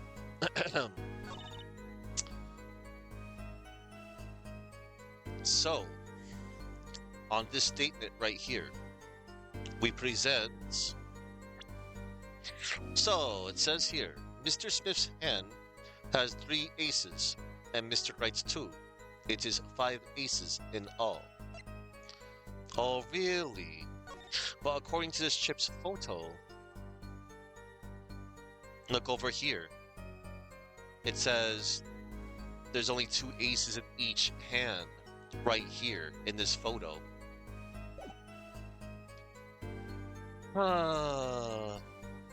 Presented the evidence. Objection! It appears the witness is mistaken. Mistaken. But my name. Look, this piece of evidence clearly contradicts what you said in your testimony. That's a photo of the chips, is it not? Justice. Perhaps you ought to explain your point in a way that the judge can comprehend. In other words, use your finger to point out your point. Yes, please point out the contradiction in this photo.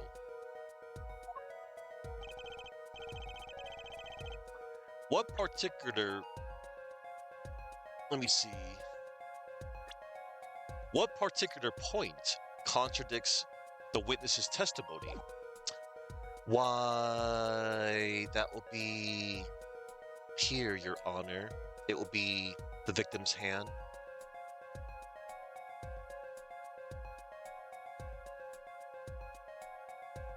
Oh, that's right. I could just point. I had to try, because in the previous game you had to like double click. You actually have to like point, you know? And then after you press point, you click on present.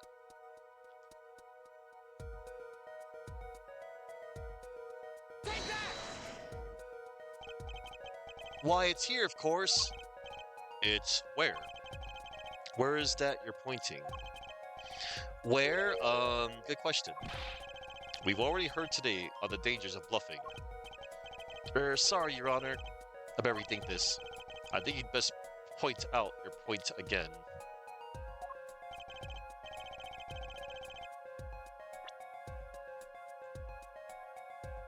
I think I have to click on a specific card or something. Let's try this. Take that!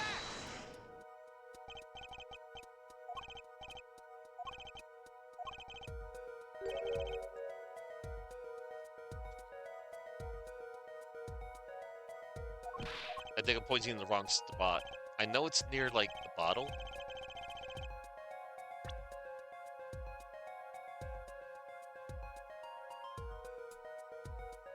Is it the red card? Take that! Yeah. I had to click on the freaking middle. I couldn't click on, like, the other. Yeah, it's okay. It's whatever. I was right. I just had to point at the correct card or the correct spot. Anyway, Miss O'Reilly, in your testimony, you made the following claim. Mr. Smith's hand has 3 aces, but as you can clearly see, the victim's hand only held 2 aces. Eek! Well, maybe the witness was simply confused. Perhaps it was the defendant's hand that held the third ace in question. Objection! Take another look at the evidence. As you can see, the defendant also had 2 aces in his hand. Where's his 5th ace? I see cheating, all right, and it's going on right here in this courtroom. Damn. 2 aces in each player's hand does make 4 aces total. Hardly proof of cheating. Wait, please. It is true. I have seen it, the 5th ace. There was cheating, I swear to you. That's odd. She must be lying. Yet she's the most sincere I've seen her all day. You're right to trust your instincts. Mr. Gavin? Who knows what lies in store for us in the trial ahead? Your Honor, if I may, I have a suggestion. What might that be, Mr. Gavin? If you don't mind, perhaps we might examine the actual cards. The cards? Mr. Payne, Yes?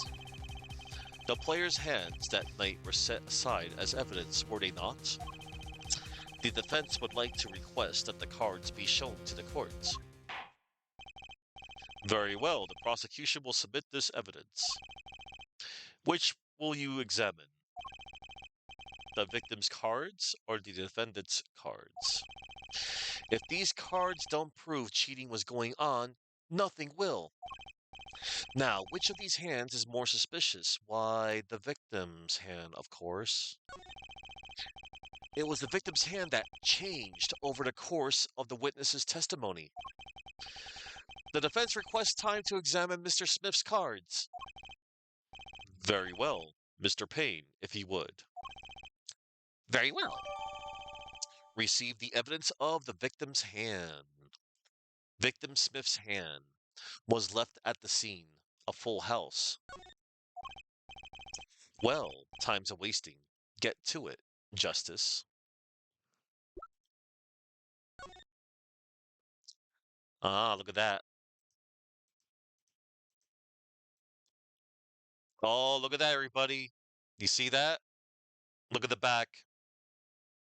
The rest of the cards on the back is red.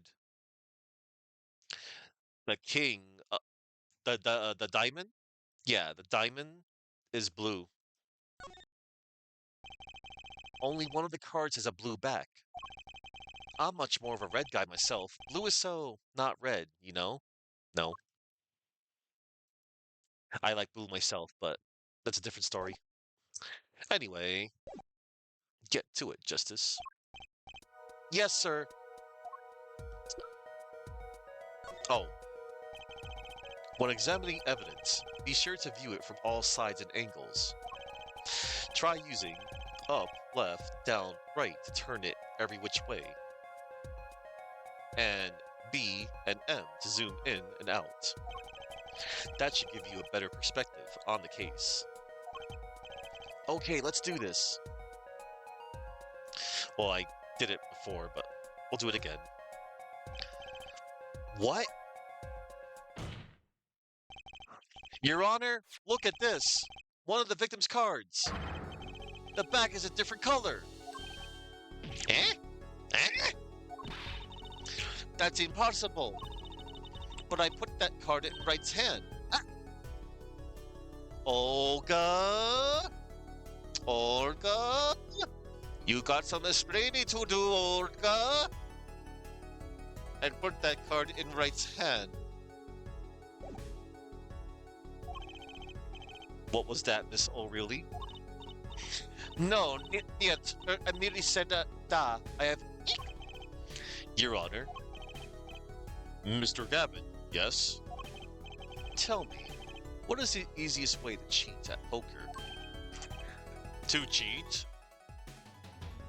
Yes, I did. Except I said, Olga. Yeah, because look, she said it right here. But I put that card in Wright's hand, and then I was all like, Olga, you got some explaining to do. Yeah, I did a Ricky Ricardo.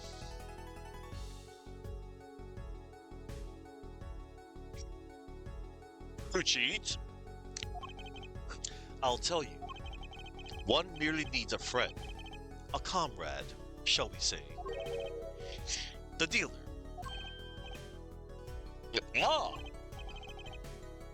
Wait, so you mean this witness, Miss O'Reilly? She's the cheater. A professional, I'd wager. Yeah!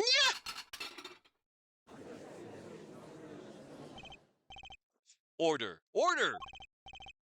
Focus, Justice. Time to take advantage of her. I mean, of her mistake. Praising Apollo. Praising. Good thing that you, fixed your little thoughts there. Otherwise, you would have been canceled. Your Honor, please recall the testimony we just heard. That's impossible. But I put that card in Wright's hand. Yep. Ergo, Miss Olga O'Reilly conspired to cheat, not with my client, but with the victim, Mr. Shoddy Smith. Oh! Not only did she cheat, she cheated poorly. Therefore, it's not hard to imagine an altercation between her and the victim. What? Wait, you don't mean the defense isn't accusing the witness, Miss Olga O'Reilly, are you? Time for justice. There were 3 people in the room at the time of the incident. And if Mr. Wright isn't guilty, that means I am. The defense accuses the witness, Miss Olga O'Reilly, of murder. Eek! Oh no, she fainted. Oh.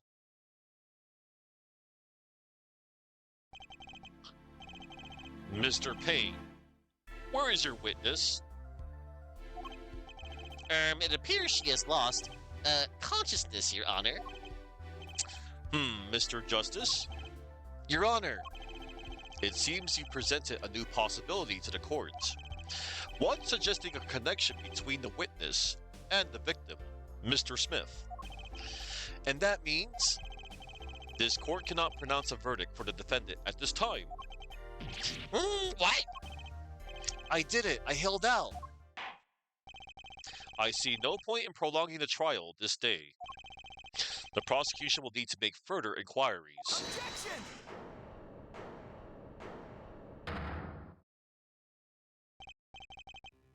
Phoenix objects. Mr. Wright? You can't end the trial here, Your Honor. Not yet. What nonsense is the defendant spewing now? Think. One of the cards had a different colored back. Don't you wonder what it means? What are you doing, Mr. Wright? Raising objections right when you're about to get off the hook? Ridiculous! Mr. Payne, you of all people should know. Mr. Wright has a talent for the ridiculous. He does. Perhaps we should get to the bottom of things. Let's clear up the facts about the game that fateful night. As was said before, we alternated between 2 decks of cards that night. That was said before. The 2 decks at the club have different colored backs, blue and red. 1 color per deck. Why use different colored backs? If we use the same color, the 2 decks might get mixed. Use different colors and they still got mixed up. We used the red deck for the last game. I see, but that's odd. For some reason, I have this impression that you were using the blue cards. Yeah, me too. I'm sure someone said something about blue cards. Whatever.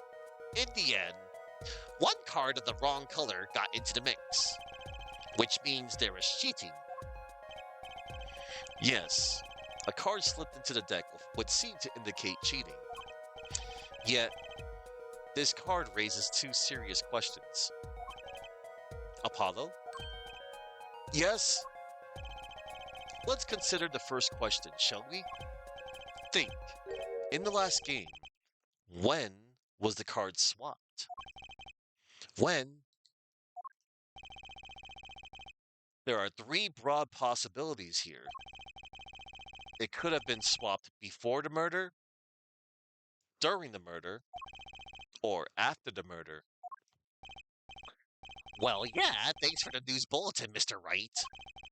Of course it was swapped. Oh. It might be as simple as you think, Mr. Payne. Or it might not be. Nyah. I'd like to hear what Apollo thinks first. When do you think the cards were swapped? When was the card swapped into the deck? Why after the murder? Perhaps it happened after the murder?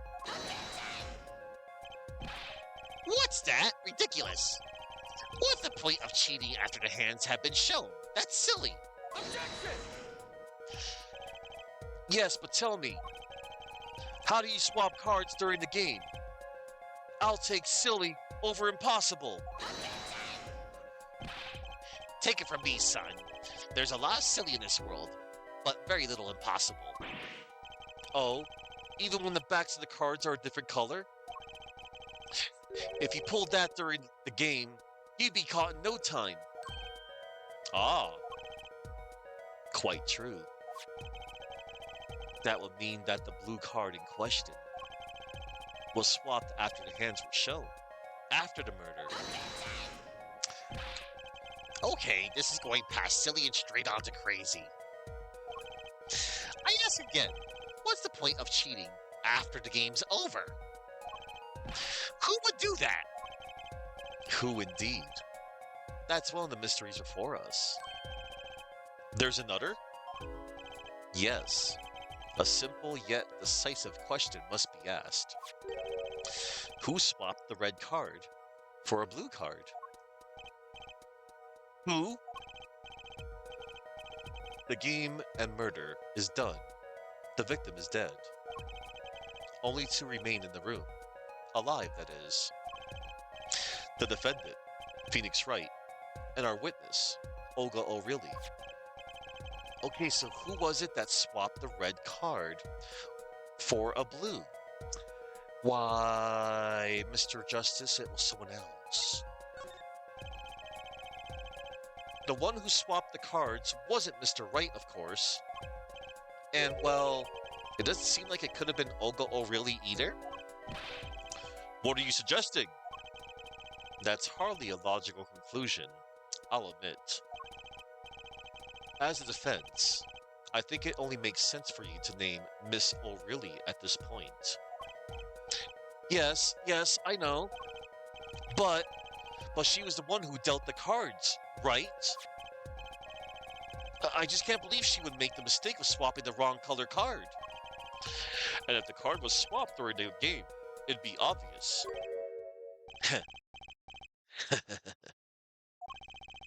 Something you'd like to share with the courts, Mr. Wright?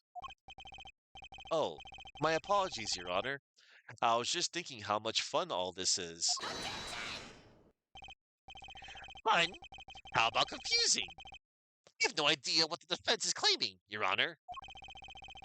If the one who swapped the card wasn't the defendant, and it wasn't Miss O'Reilly, then who was it? Yeah, well, that is the question, isn't it? Precisely. Huh? I believe we're about to see this case take a new direction. A new direction? We'll find that, indeed. After the murder, someone swapped one of the cards in the victim's hand. And that someone made two critical mistakes. I'm sure you're going to tell us that the first was swapping the wrong color card. Because the one who did the swap didn't know two colors of cards were being used. The other mistake was the number on the card. Right! The person replaced the fifth ace with a king. I'm sure whoever swapped it wasn't expecting there to be a fifth ace after all. All they knew was that the game had been won with a full house. So they picked up a king from the table and swapped it in. But there's one problem. According to our case record, this person doesn't exist. True. Not until now. But you have to admit the possibility of a fourth person. Though it's more than a possibility. There was someone else there that night at the scene of the crime. What? I believe the judge spoke truthfully earlier. You do make trials. Ridiculous, Mr. Wright.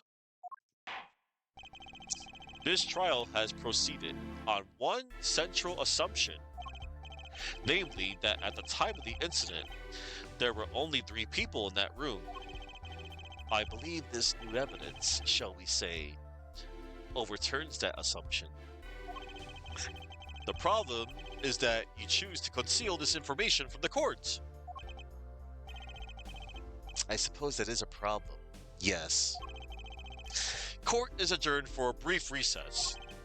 Mr. Gavin, I'll see you in my chambers during this recess. Certainly, Your Honor. Very well.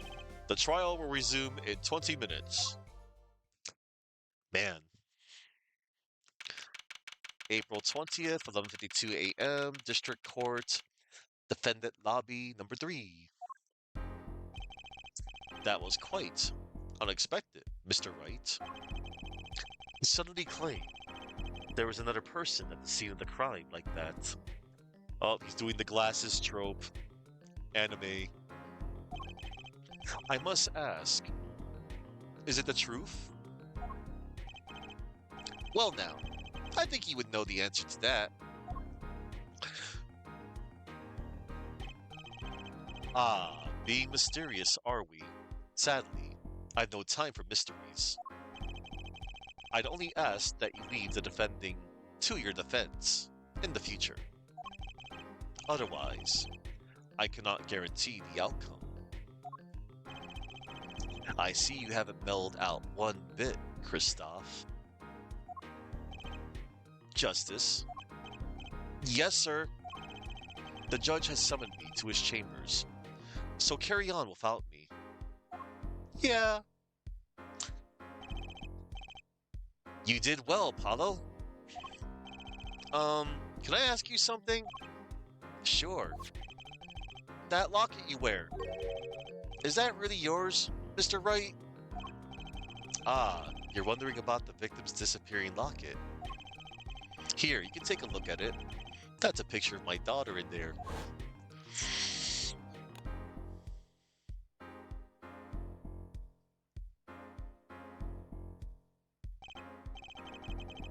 Um, just surprised to hear you had a daughter. Most people are. Perhaps you'll meet her one of these days. Nah, it's not Pearl. I'll just let you know. One more question. The one who cheated that night, was it you? Ellipsis. What do you think? Huh? You know what happened 7 years ago? What I did. It's not unreasonable for you to think I might cheat. I never, honest, but it is odd that he managed to go undefeated for 7 whole years in poker. Want to know something? There's only one game where you could be dealt bad cards all night and still win. Poker. Eh? You see, poker is all about reading your opponent. In that way, it's a lot like a court case. Poker is like trial law? Figure out what your opponent is thinking, and you win. Well, yeah, but that's harder than it sounds. I think not. Try as they might to conceal it, everyone reveals their true thoughts in the end. Their body language can become a valuable source of information. You're kidding! That witness, for instance, Miss O'Reilly, he would touch the back of her neck during certain parts of her testimony. Did you notice? No. Come on, who noticed that? Not you, Apollo. Words, habits, twitches, it's all information for the reading. That's the secret to winning, Apollo. Someone taught me, and now I pass the secret on to you. But I'm not worthy. I mean, there's no way I'll pick up on these signals. No. You can do it. Huh? You just don't know it yet. What's he talking about? But you will. Soon. Almost forgot. One more thing.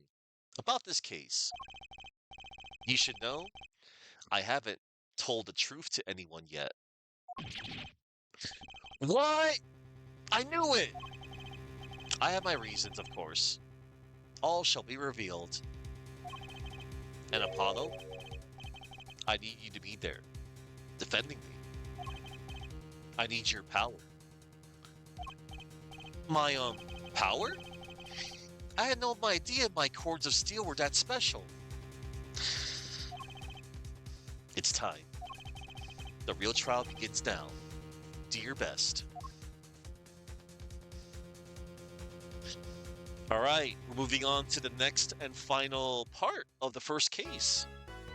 Yeah, this is just as long as the first case of trials and tribulations. Oh wow, look at all these save slots. How many do I get in this game? Oh, 10. That's fine.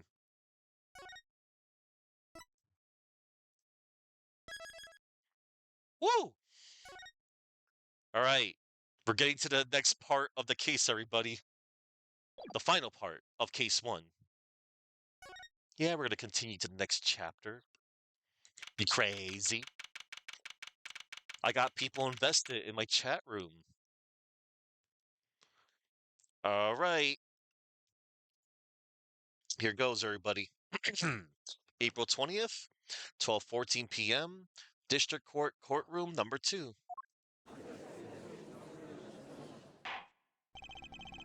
Court will now reconvene. Has our witness, Miss Olga O'Reilly, recovered? Yes, Your Honor. Well, she's regaining consciousness. Perhaps we can hear her version of the events again. That's the thing. You see, she's quite fatigued. You're looking a bit fatigued yourself, Mr. Payne. Sadly, fatigue is insufficient grounds for refusing to testify or prosecute. The defense would like to request that Miss O'Reilly take the stand. Very well. The witness will take the stand. Oh boy. Perhaps you can repeat your name and profession. Ellipsis. Or perhaps you'd rather admit that you're a poor liar and a poorer loser. Not. Name's Olga O'Reilly. That's the truth. I'm a pro dealer. Subtlety transformation. People call me Olga Quick Fingers O'Reilly. Olga Quick Fingers O'Reilly. Oh, really? Please no. Want to know something else? I'm not really Russian, and my last name sounds like O'Reilly. There, that's the truth. I hope you're satisfied.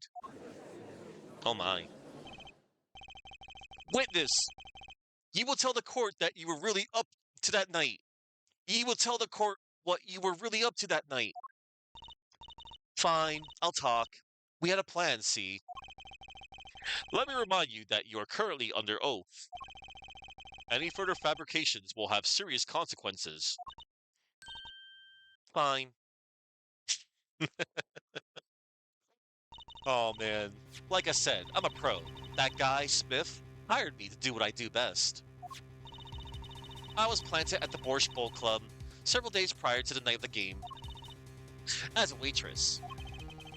So you were in cahoots with the victim. Not that he needed my help. Smith is a well-known poker player in some circles. But winning wasn't the main purpose of this game. It was about destroying a legend, the unbeatable Phoenix Wright. The plan was simple, elegant really. You see, we set up a trap of sorts.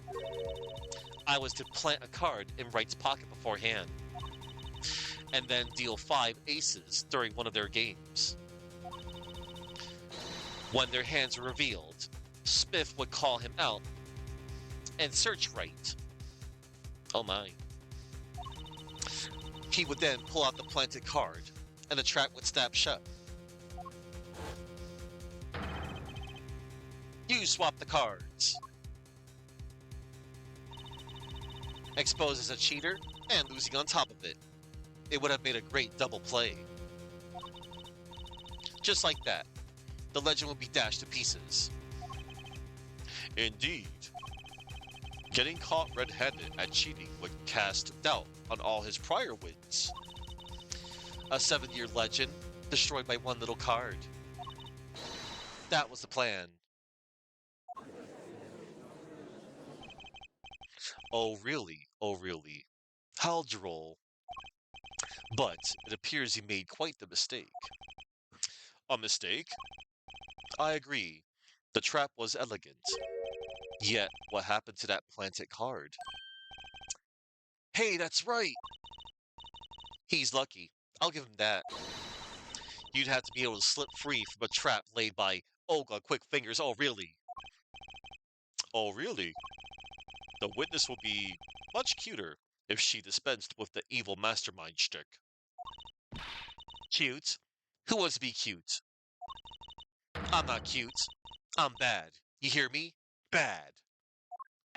Okay. When you're through being bad, perhaps you could testify to the court.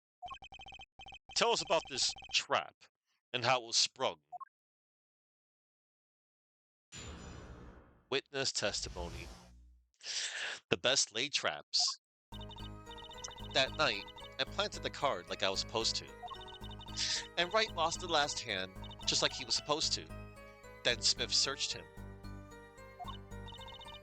But the planted card was gone. The trap failed. The next moment, Wright picked up the bottle and swung it. It wasn't me who hit Smith. It was that no-good cheating defendant.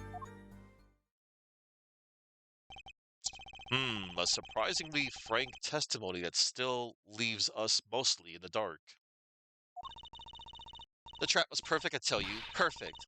If that rotten cheater hadn't messed it up. Look who's talking! Well, the testimony, for what it's worth, is all yours, Mr. Justice. With witnesses like her, who needs criminals? And with defendants like Mr. Wright, who needs prosecutors? Okay. We got this pirate thief here. I think that's what she's supposed to be. Nah, she's like, whatever. She has a cool design here. Anyway, we're just gonna press her. That night, I planned the card like I was supposed to. Hold it! This planted card. Which card was it exactly? The trump card. The 5 of hearts. Let me guess. Mr. Wright was to have switched to 5, with the ace to make a full house. At least that's what you were going to accuse him of doing, thereby ruining his legend. I slid it into Wright's pocket. When was this? Why, before the match, of course, while he was eating. At the Borscht Bowl Club, we serve borscht and suckers. Remind me never to go there. Of course, the card was to make its grand debut during the game. Like a good borscht, a good plot must be cooked up early and allowed to thicken. And Wright lost the last hand, just like he was supposed to. Then Smith searched him. Hold it! So everything went according to plan. Exactly. The 5th ace came up, so it's obvious the switch went off without a hitch. Once the extra card was found in his pocket, Wright would be forever known as a cheat and a fraud. There are worse things to be known as, I suppose. Tell us what happened with the search. But the planted card was gone. The trap failed. Hold it! The card disappeared? Yeah, my trump card. The 5 of hearts. Gone, without a trace. Poof, Zippo. We searched every nook and cranny. Even inside his cute little hat. But the card was nowhere to be found. Is this correct? Never in my long storied career. Never has Quick Fingers O'Reilly been so readily duped. Oh, really? So what did happen to that 5 of hearts? Don't look at me. Why don't you ask that cheating, lying, two-faced defendant? So the 5 of hearts is still missing in action.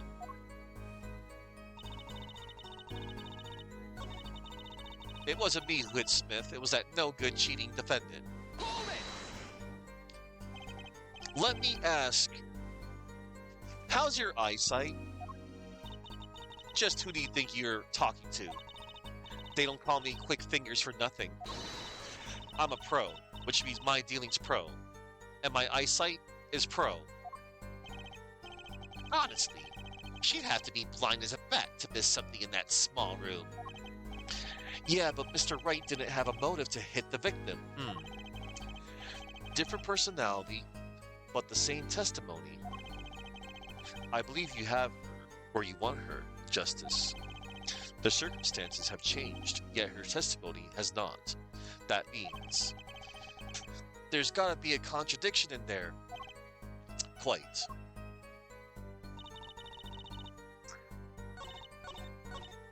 The next moment, Wright picked up a bottle and swung it. Hold it! Wait, isn't that a little odd? What's odd? You searched Mr. Wright thoroughly and found nothing? Which means he didn't cheat, which means he had no reason to strike the victim. Well, uh-oh. What was that just now? I sensed something. Something wrong, Mr. Justice? No, nothing. Your Honor, what to do? Should I press her a little harder? Why, yes, of course. We're gonna press her harder. Miss O'Reilly, you're hiding something. What are you talking about? You. Me? Quick fingers O'Reilly? To hide something? The defense will refrain from baseless accusations. I have one question for the witness then. You say you saw the moment the defendant hit the victim. Is this true? Of course it's true. I did see it. Honest. I saw it when Wright hit him. With my own eyes, I saw it. What's this weird vibe I'm getting? That witness, for instance, Miss O'Reilly. She would touch the back of her neck during certain parts of her testimony. Oh, hold on. That witness for. Yeah. What's this weird vibe I'm getting? That witness, for instance, Miss O'Reilly. She would touch the back of her neck during certain parts of her testimony. Did you notice?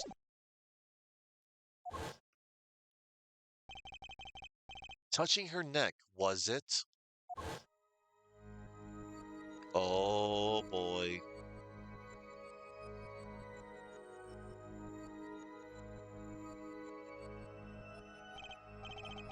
Whoa, what's going on?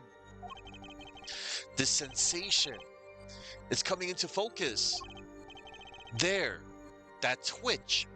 It's so clear. It's like I could perceive her habit, like I couldn't before. Yep, it's time to perceive. Gotcha! Gotcha. New mechanic, everybody. Miss O'Reilly, perhaps you're unaware of this yourself. Unaware of what? Whenever you get to a certain part of your testimony, you touch the back of your neck with your left hand. My neck? So what? What indeed, Justice? I hadn't noticed anything of the sort. When she says that part of the testimony, she's subconsciously recalling something. Her body reacts to the memory, and she touches her neck. I'm sure of it. A memory? Would someone care to explain what he's babbling about? This is highly unusual, but let's ask the defense. You claim the witness is remembering something. Maybe you have evidence of this memory to show us. Her habit is scratching her neck whenever she talks about the moment of the crime. So what will remind her most of the moment of the crime? Miss O'Reilly, whenever you recall the crime that night, you scratch your neck. I noticed it happens when you think about the moment of the crime. There must be some reason behind this habit of yours. I believe the weapon that left an unreasonable impression on your neck is this. The deadly bottle. Take that! Whenever she talks about the moment of the crime, she touches her neck. And what reminds us more of that moment than this bottle, the murder weapon. But something doesn't fit. If you were only the witness to the crime, why would that make you touch your neck like you're in pain? What's he talking about now? It was Mr. Smith, the victim who was hit, not you. Um, This is a cross-examination, not a cross-wild conjecture. The witness's habits, they're completely irrelevant. Justice, I'll admit, I'm a bit confused myself. This is certainly a unique cross-examination. I'll explain later. Just trust me. Now's our only chance to break her. Miss O'Reilly, please testify in detail about the moment of the crime. The very moment. Niet, I am knowing nothing. Ellipsis. Ellipsis. Ellipsis. We know you're not Russian. The witness will testify, please. Now. Blah. Fine. He's the one who did it. I didn't let him out of my sight until the cops got there. Oh, really? Oh, really? Olga. Let's present. Let's press. Hold it! You seem uneasy. You try standing up here. Her eyes are darting all over the place. I must be getting warm. Tell me, after the crime, what was the defendant like? Well, he must have been stunned by the weight of his crime. He sat in a daze at that table until the cops came. Intriguing. I believe you've gotten all the testimony you're going to get out of this witness. So what do you think about her testimony? I'll tell you what I think. Her testimony is flawed. It's basically bogus. It contradicts the evidence. What's that? Well, show us this evidence, Mr. Justice. This evidence that you claim contradicts the testimony. She didn't let him out of her sight until the cops got there. I know there's some evidence that contradicts that. And that will be Wright's cell phone, which was used by the defendant to notify the police from the restaurant's first floor. Take that! Miss O'Reilly, we have a record here that clearly contradicts what you said. It states that the police were alerted by a report from the defendant. And we know that the defendant left the room, climbed the stairs, and made that phone call from the first floor of the Borscht Bowl Club. Back. So, explain how you kept your eyes on the defendant when he left the room entirely. Oh my. That face. The man who picked up a bottle and swung it at that night wasn't the defendant.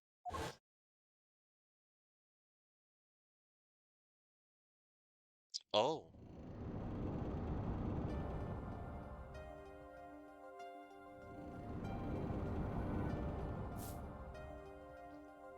Oh boy.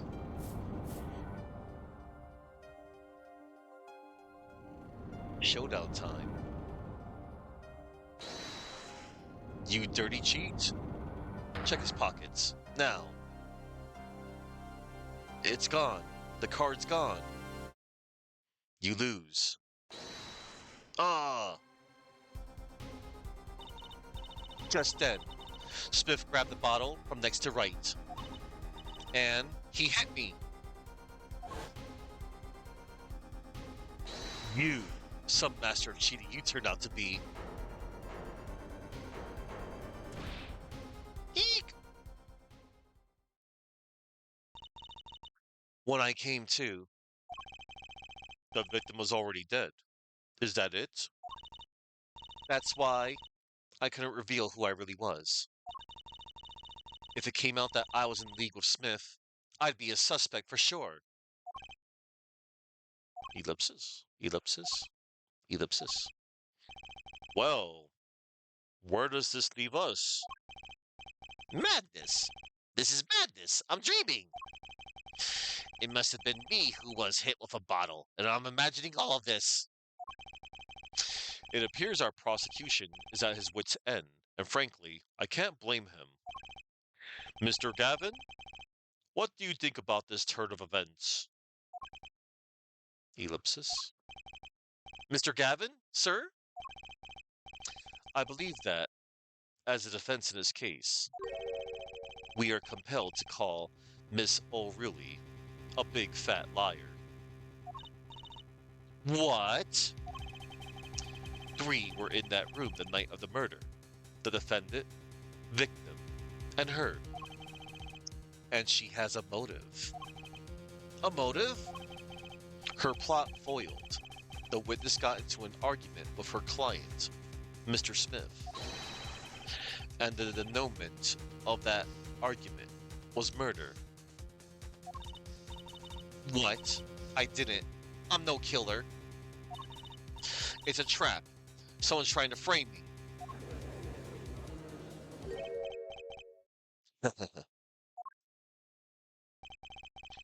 What tangled webs we weave when we practice to deceive. So tangled, we catch ourselves in the process.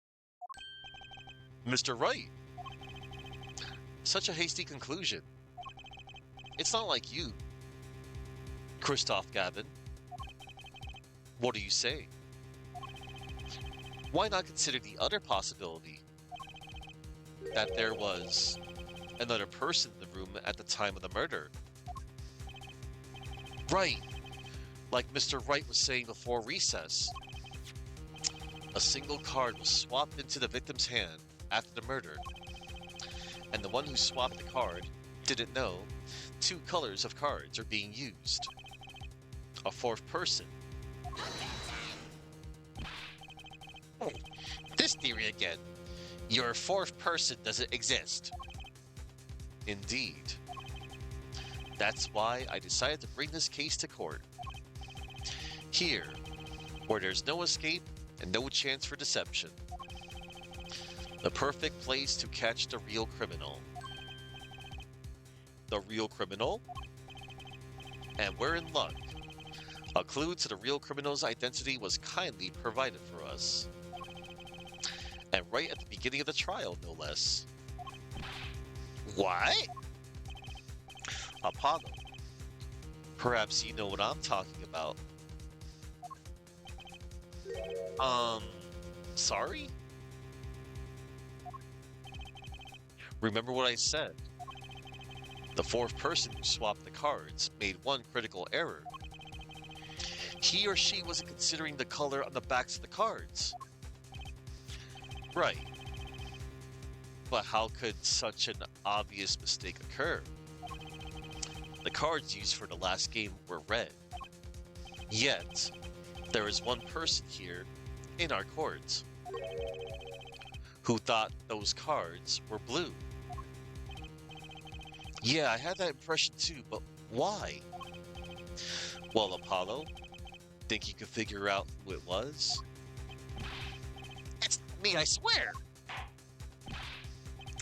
Who is this 4th person? Why do I always get put on the spot like this? Let's hear what the defense has to say. Who was it? Who thought the cards used in the final game were blue?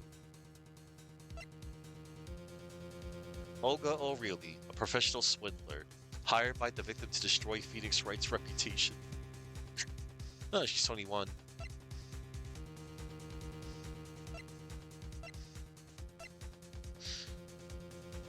Why? Believe it or not, it was none other than Christoph Gavin. Yup. Boss at Gavin Law Offices, a first-rate defense attorney, and my trusted mentor. Take that! As I expected. Yes. Christoph, as I expected. Your eyes and ears are as sharp as your hair. I was right? Christoph Gavin, you were the fourth person that night. But of course Mr. Gavin knows the color of the cards. How would he? As you can see, the photo of the crime scene is black and white. You can't tell which of the cards are blue, the ones on the floor, or the table. But look! You could see the colors in this photo. Yes, but when he said the cards were blue, it was well before this evidence came to light. It is true that the defendant was engaged in a game of poker with the victim.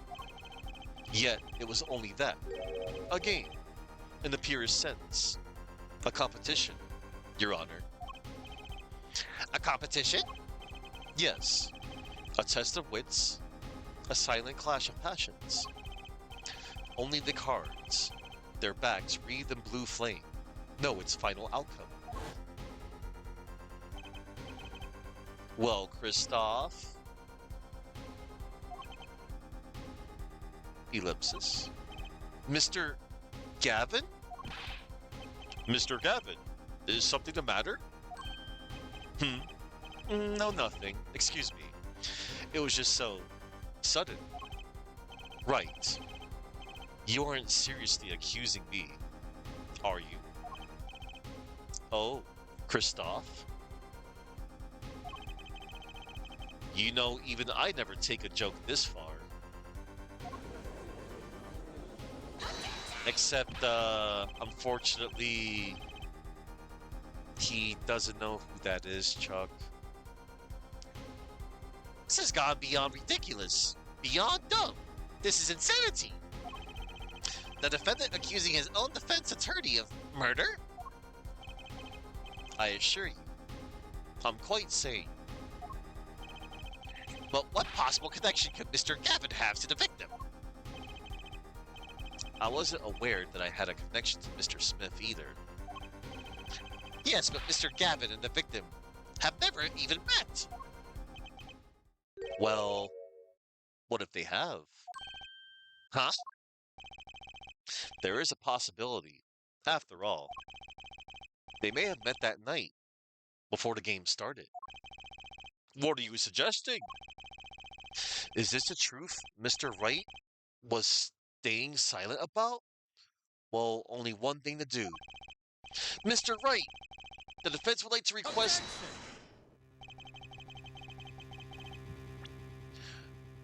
The defense would like to request that you testify to the court. And Christoph object? The defense would like to request no such thing. Mr. Gavin? Testimonies must relate to the case. How could anything happen before that game of poker be related?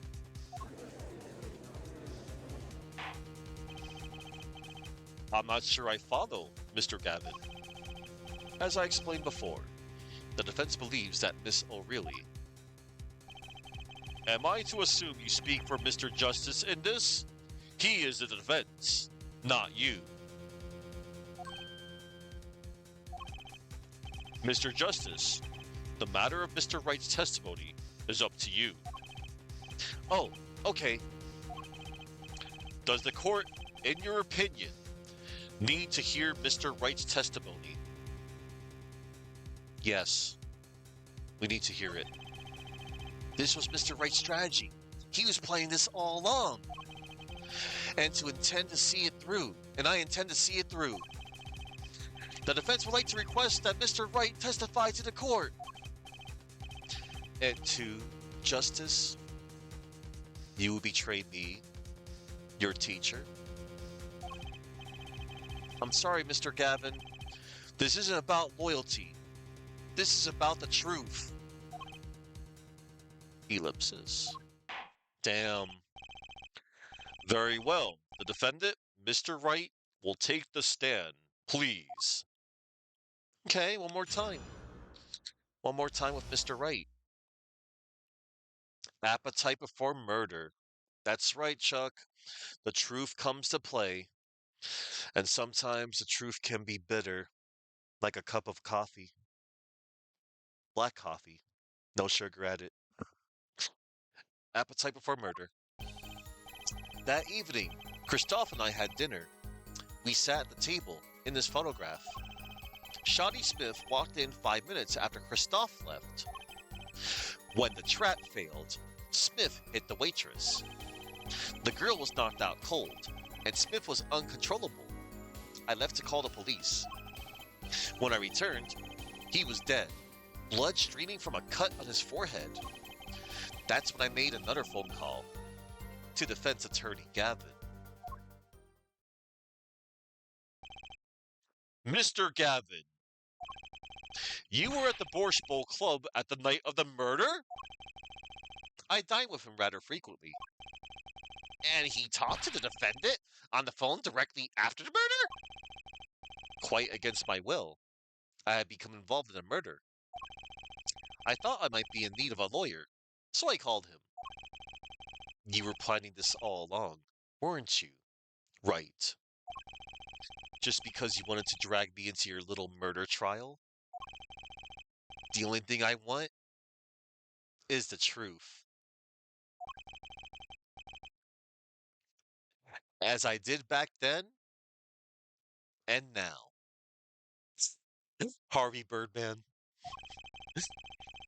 I should try that game out. I could get the PSP version. I thought my office was doing you a favor when we took on your defense. It appears that I was wrong. Very well. The defense may cross-examine the witness. Justice. Sir, he's lying, and you're going to expose him. Understood, sir. Mr. Gavin versus Mr. Wright. This can't end well. Why can't I have a normal trial? Oh, you sweet summer child.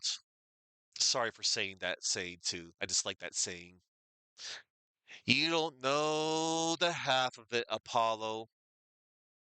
The next few trials are going to be something else.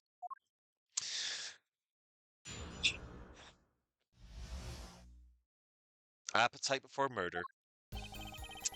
That evening, Christophe and I had dinner. We sat at the table in this photograph. You had dinner with Mr. Gavin? Yes, he dines with me at the Borscht Bowl Club quite frequently. We were enjoying a usual dinner at our usual spot. As usual. Usual.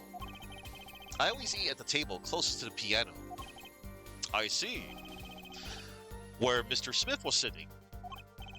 So the plates and such on the table were from your dinner? Indeed. The remnants of my meal with Christophe. We dined for 2 hours. Then Christophe left. After that. Shoddy Smith walked in 5 minutes after Christophe left. 5 minutes. So the two of them could have passed in the restaurant during that time? That would have been a fateful encounter, to be sure. Oh, Mr. Wright, what was it you said? Christophe Gavin and Shoddy Smith may have met. I believe I did say that. Here I was, all nervous about this meeting. And now we hear they just passed in the hall? That does seem a little weak as a pretense for murder. Oh, it would be, if that were all that really happened. Mom, Mr. Wright, what are you hiding this time? The girl was knocked out cold, and Smith was uncontrollable. I left to call the police. You made the call to the police from the first floor of the restaurant, correct? Exactly. Cell phones don't get a signal down in the hideout. Was anyone else on the first floor at that time? Not a soul. It was the middle of the night, after all. So there, in the darkened restaurant, I called the cops. After making the call, I returned to the hideout. It didn't seem right to leave the injured waitress alone. When I returned, he was dead, blood streaming from a cut on his forehead. And when you returned, The victim was already dead. Yes, I'll admit, I was a little startled when I walked in. A little?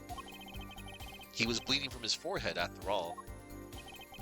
I guess I'd be startled too if I walked in on a scene like that. I mean, that's when I made another phone call to defense attorney Gavin. Could you explain why you called Mr. Gavin? I'd obviously gotten involved in a rather sticky affair, and I figured Christoph's law offices would give me a friend rate for my defense fees. Glad to hear you intend to pay. Oh, I'll pay in full, Christoph. It was I who got you involved, after all.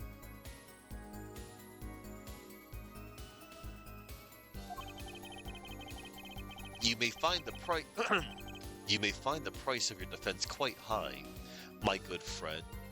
Quite high. Is this the truth that Mr. Wright was talking about? Justice, you know what you have to do. He's lying. Expose him. Now. Yes, sir. I have to think, what's Mr. Wright trying to tell me with this testimony? The truth has to be in there somewhere. Why, it is, Apollo, it's over here. When the trap failed, Smith hit the waitress. About this failed trap. This is the same trap that Miss Olga O'Reilly mentioned. The plan was simple, elegant, really. You see, we set up a trap of sorts. I was to plant a card in Wright's pocket beforehand, and then deal 5 aces during one of their games. When their hands were revealed, Smith would call him out and search Wright. He would then pull out the planted card, and the trap would snap shut. You swap the cards. Just like that, the legend will be dashed to pieces.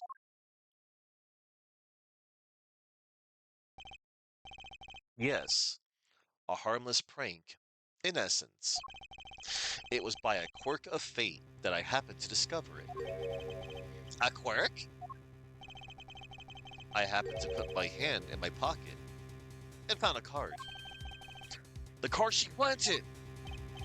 Yes, I snuck a peek at it and found it was the 5 of Hearts. I had a feeling something might happen, so I disposed of the card before the game. Disposed? Where? There is an empty bottle of grape juice I had been drinking right beside me. I threw the card inside the bottle. An empty bottle of grape juice. The murder weapon? Yes, I rolled it up and shoved it in. The colored glass makes it hard to see. A battle of wits between the deceiver and the would-be deceived. That sounds like terrific drama. A card inside the murder weapon? That's strange. Did the police miss it in their investigation? Maybe I'll take a look. Mr. Wright, the poker head of courtroom number 3 approves of this battle of wits. Please revise your testimony with this new information. Oh my god. I discovered a trap during the game and disposed of the card in the bottle. Let's press that. Why in the bottle? I perceived my opponent's intent immediately. I'm used to entrapment, you see. I knew what was coming. Ho ho, so you struck first. I like that. I know every trick in the book. They don't work on me. At least, when you get lucky and stick your hand in your pocket, they don't. So, we're going to check the wine bottle, everybody.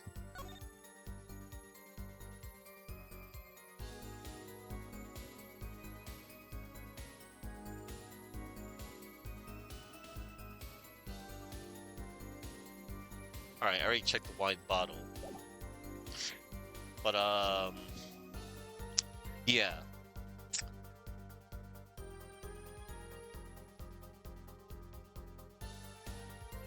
Hold on, let's check the bottle one more time.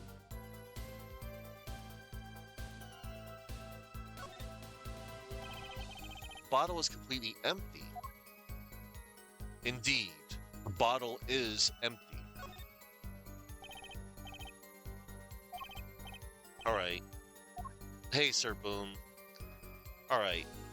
So,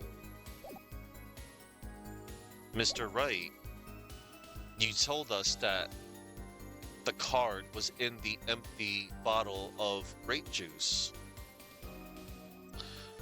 Let's see. We're going to present the deadly bottle on this statement right here. Objection!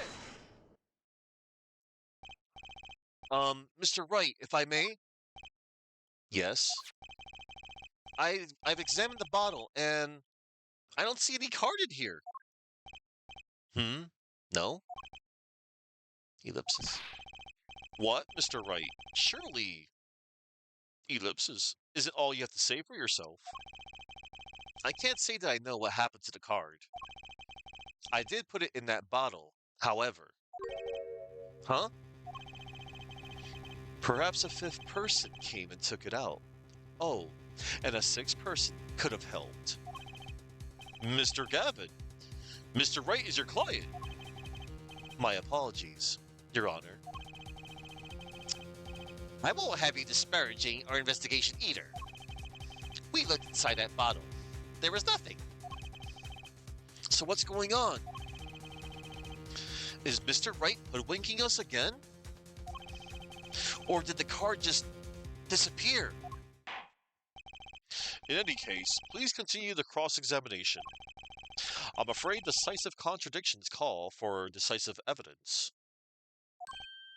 Oh. Push him harder, Justice. Break him. It's just you and the witness in the ring. Go for the KO. Oh.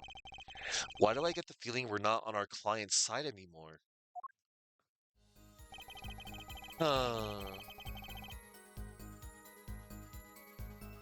Let's look at the statements one more time.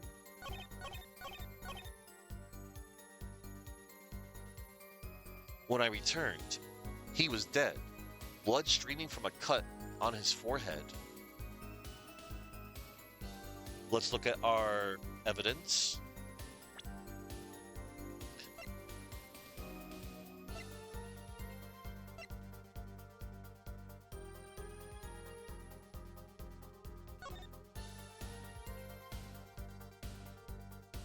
Ah, but you see here, the first crime photo. It shows that he was still wearing his hat.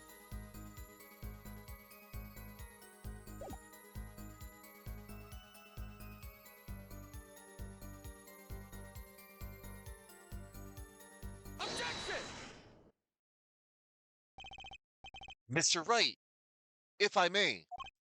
Yes? Take a look at this photograph of the crime scene. See the victim here. He's wearing a hat. I wouldn't think you could see blood on his forehead. Good point. Justice. Next time you point out an inconsistency, put a little more oomph into it. Mr. Wright, can you explain this to the court? Ah, I forgot to mention something. I was the one who put that hat on his head. Eh? You? You put the hat on the dead man's head? He wore it through our entire poker game. After calling the police, when I returned to the scene, his head was in full view, shining bright, just like in this photograph. And I picked his hat up off the floor and put it on his head. Why'd you do a thing like that?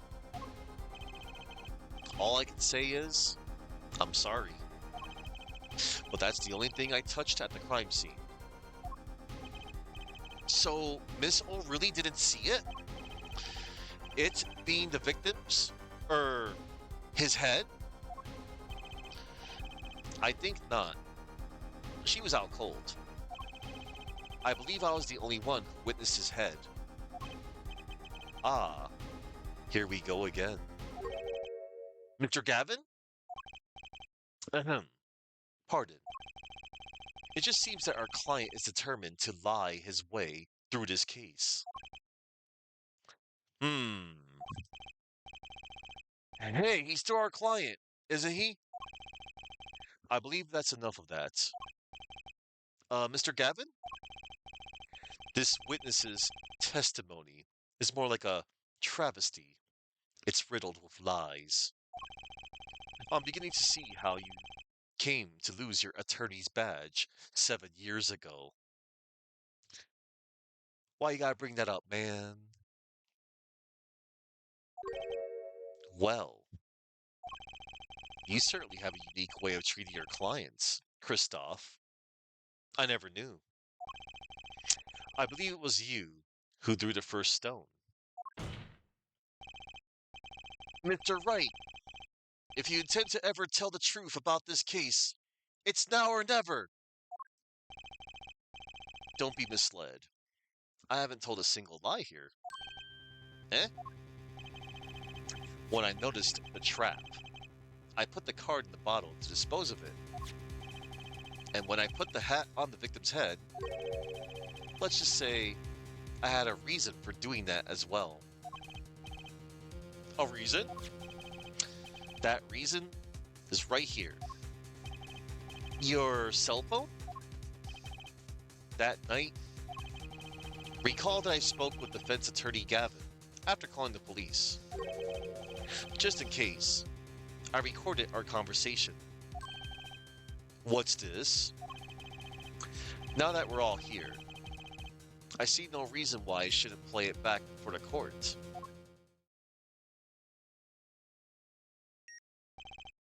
Christoph, I seem to be in a bit of trouble. What's this? Game not going well? Something like that. That gentleman who challenged you, he turned out to be good? He turned out to be dead. Someone hit him. Hard. You mean someone cracked that flawless bone china pate?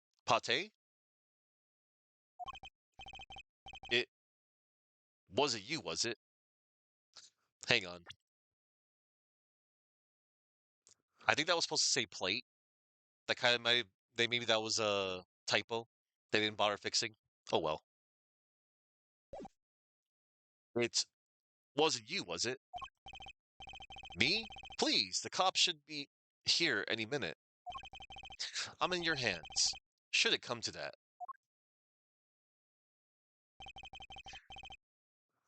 Bone china plate? Okay, that was a typo. A kind of porcelain. Very smooth and shiny. And not plate, but pot. Oh, okay, it wasn't a typo. My bad. And not plate, but pate? Pate? I believe he was referring to a certain gentleman's balding forehead. Hmm. The court appreciates the defendant's discretion in not indicating my forehead. Wait a second. Something's not right about that phone call. So, after Mr. Gavin ate dinner with you, he left the Borscht Bowl Club. Most certainly. Then, then how did he know? When did he see this bone china pate?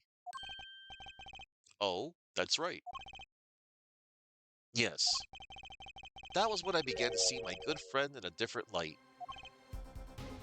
Uh-oh. Ellipses. Troubled, I returned to the crime scene. And when I spotted Mr. Smith's head again, I realized exactly what was wrong. Well, Mr. Gavin, the stage has been set. Perhaps you would like to explain this to the court. Exactly how did you come by your privileged knowledge of the victim's head? So, this is your reason? The reason why you put the victim's hat back on? Your point, Mr. Gavin? It's come down to this, has it? Phoenix Wright. Order. I will have order. Mr. Payne, Yes, Your Honor? I believe this court has been left with no other choice. Are you prepared to hear defense attorney Gavin's testimony? Eric? Well, as a prosecutor, Very well. We'll break for 10 minutes, after which Mr. Gavin will take the stand for a cross-examination. Are we all clear on that? Crystal clear, Your Honor. Very well. This will be the final recess for the day. Final recess for the day. April 20th, 2:32 p.m. District Court, Defendant Lobby number 3. Mr. Gavin and Mr. Wright are both in the judge's chamber. Who'd have thought today would turn out like this? Not me. May I? Oh, hello. Huh? What? Hello, sir. Please, pick a card.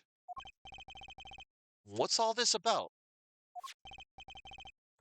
Is this one okay? Excellent. I have a message for you. The last hand is about to be played. You'll need a trump card to make it. A trump card? The card you have chosen is magical. Use it wisely, and the game is yours. That's all. An ace? Where do I remember that card from? Mr. Smith's hand has 3 aces, and Mr. Wright's 2. It is 5 aces in all. It is true. I have seen it. The 5th ace. There was cheating. I swear to you. The missing 5th ace? Wait. This blotch of red. Is this blood? You have your trump card. Now it's up to you to cut the deck and draw the truth. My father's fate is in your hands. I know you can do it.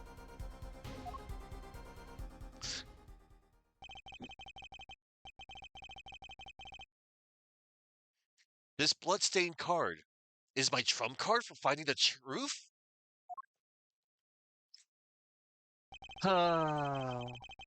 I fell deep into thought as my mind raced to understand what this all meant. That girl, I'd seen her recently, but where? That's when I made the connection.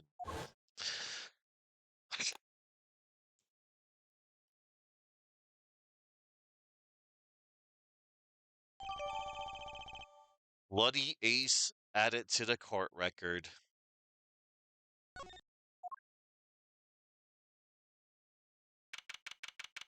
April 20th, 2:45 p.m., District Court, courtroom number 2.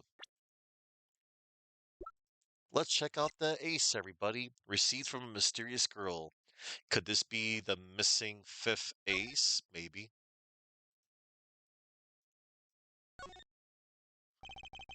A single drop of blood marks the front of the card. And it's red on the back. The only notable thing is that this is an ace, and there's a blood spot on it. And let's see. All right. Court will now reconvene. Defense Attorney Christophe Gavin, will you please take the stand?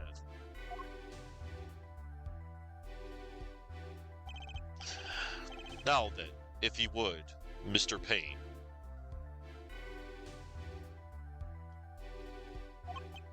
Yes, Your Honor.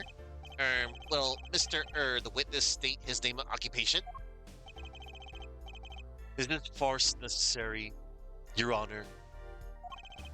Believe me, far stranger things have gone on in this courtroom. Yeah, like the time that, an evil, vengeful spirit, emerged from a spirit channeler, and she emerged and she went back to hell. We had we had a clown, a literal clown on the witness stand. Um, yeah, yeah. Many things happened in this courtroom.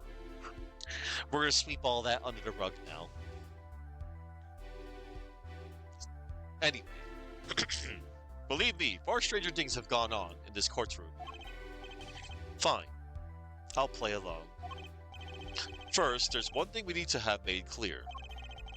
How did you know about the secret beneath the victim's hat? By secret, I'm guessing he means the fact that Mr. Smith was bald. Forgive my curiosity, but what is it about this fellow's hat? Your Honor seems to have an inordinate interest in it. Objection!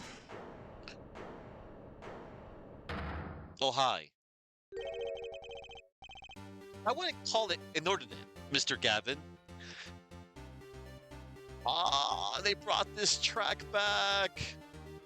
It's the year 2001 all over again. I wouldn't call it inordinate, Mr. Gavin. Mr. Wright! What do you think you're doing, Wright? Wow, things sure look different from the other side. You know what I mean, Apollo? Speaking of looking from the other side, let's consider something for a second. The victim wore that hat all night, never once taking it off except for that one time. That one time being the instant he was hit. Oh? When Mr. Wright returned from reporting the crime, the hat was lying on the floor. Mr. Wright picked it up and placed it on the victim's head. In other words, in order to have seen Mr. Smith's bald head, you would have had to have been there in the hideout at the time of the crime. In other words, I must be the real killer, is what you're trying to say. Ellipsis. Not bad, Apollo. Uh, Mr. Gavin? I'm afraid that I haven't been entirely honest with the courts. What? Oh, I assure you, I had the noblest of intentions. I did it all to protect my client, Mr. Wright. Yet, I'm afraid in the current situation, I see little reason to hide anything. Very well. Allow me to tell you the truth of what happened that night. Finally, you may begin your testimony. Tell us, how were you involved in the events of that fateful night? Witness testimony. One moment, everybody. Let me, close a tab.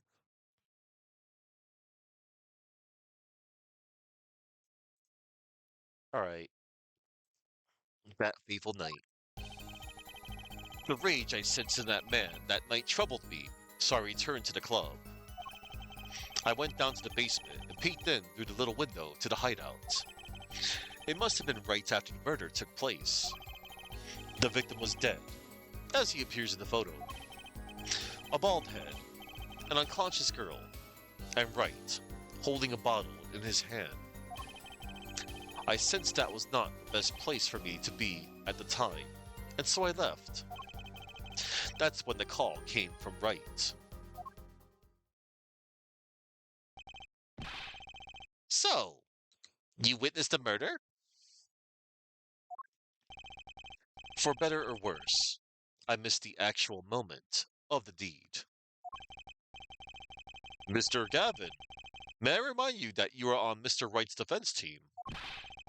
Your testimony is clearly disadvantages to your client. What else could I say? I'm standing on the witness stand, after all. So you are, Mr. Gavin? And you had to testify, as you just did. You had to tell them you saw the scene of the crime through that little window.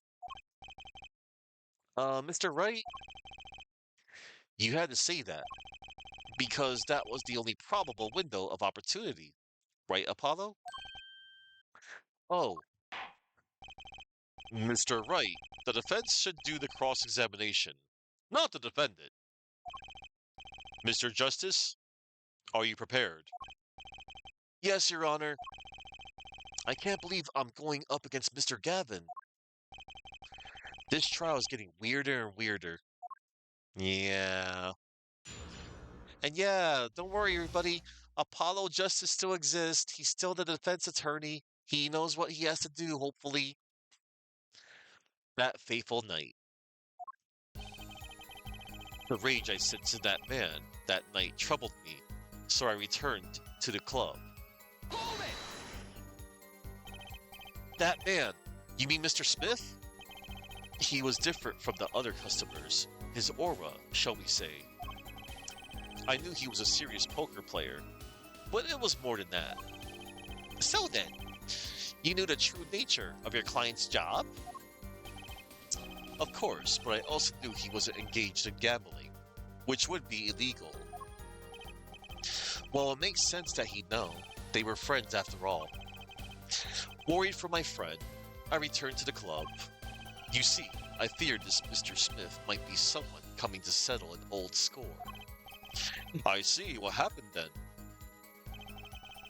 I went down to the basement and peeked in through the little window to the hideout. Hold it! The little window. You mean the one used to keep watch up the stairs?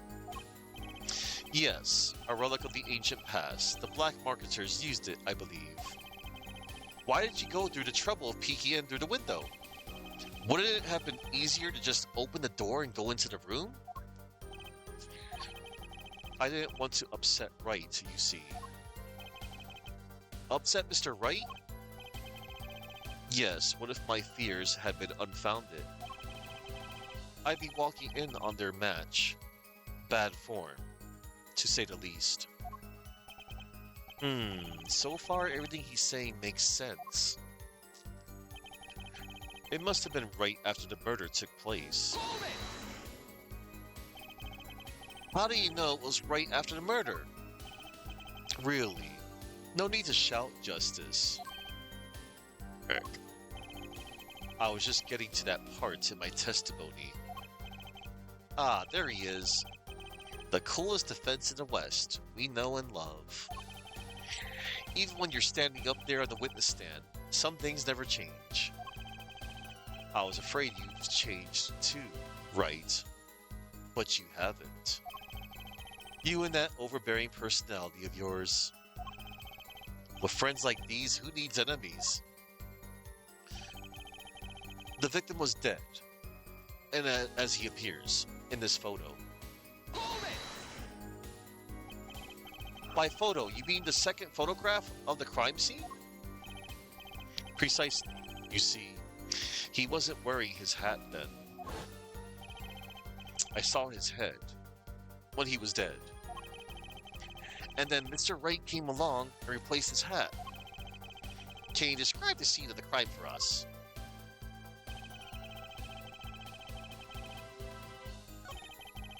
I sensed that was not the best place for me to be at the time, and so I left. Hold it! Would it have been better to wait for the police to arrive? Remember though, by that time I was already Wright's defense attorney. It wouldn't do for me to become part of the investigation. That makes sense, or does it? I'm confused. Well, what happened next? That's when the call came from Wright. Hold it! Where were you when the phone call came? I had already left the Borscht Bowl club by that time. On the phone, he asked me to defend him. Naturally, I was surprised. I accepted, however, I couldn't abandon him. Still kind of you. So far everything jives with Mr. Wright's testimony, I think. Is it going to be a problem for you to cross-examine your own boss? I'm fine. Who was it that taught me never to pull punches in cross-examination? It was you, Mr. Gavin. I learned it from watching you. Yeah. A bald head, an unconscious girl, and Wright, holding a bottle in his hand. Those were the only three at the scene of the crime? Yes, as far as I saw at least. Then we're back where we started. The killer was the defendant, Miss Phoenix Wright. Who else could it have been? But why didn't you talk to the police? 2 reasons. First, I didn't actually witness the very moment of the crime. Second, my office was asked to defend Wright. Even after seeing what I had seen, I couldn't abandon my friend. There must have been someone else there at the moment of the crime. Justice, I just said I saw no one. Not a soul. But that goes against what Mr. Wright said. Ah, yes. This mysterious 4th person. Who would conveniently be the real killer, I suppose. Glad to see we agree, Mr. Gavin. Let me pose a question then. Tell me, what possible reason did the real killer have to swap cards in the victim's hand?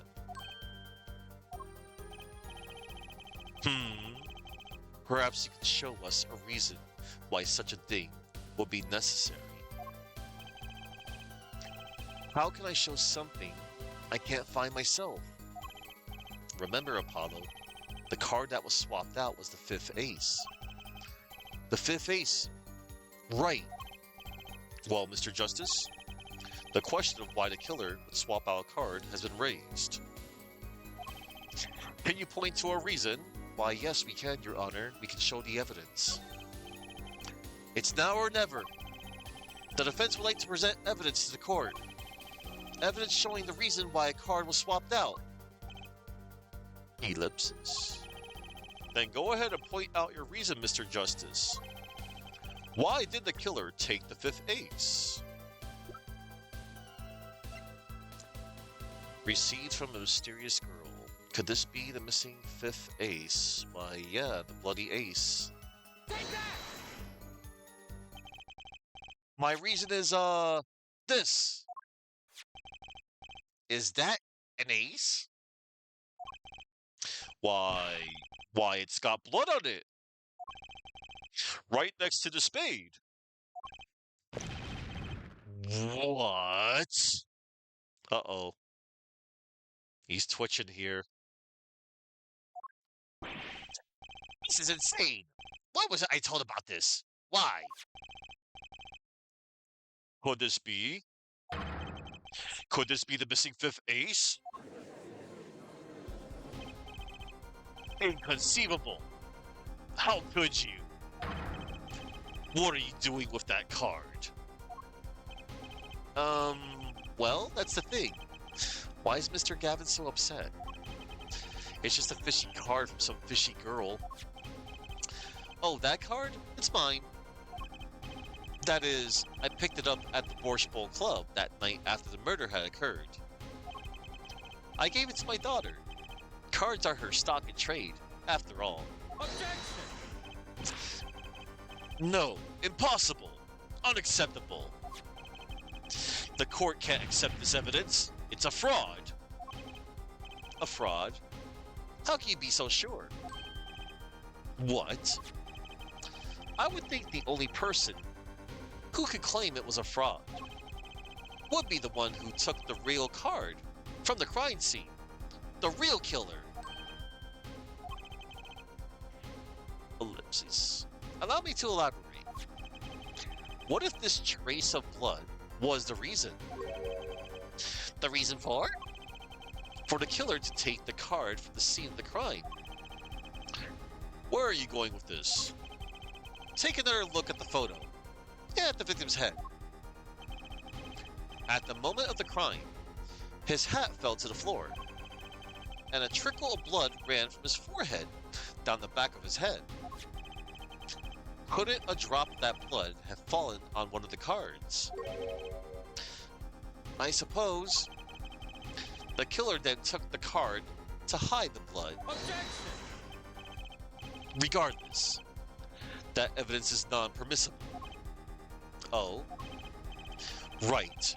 Regardless of how you wasted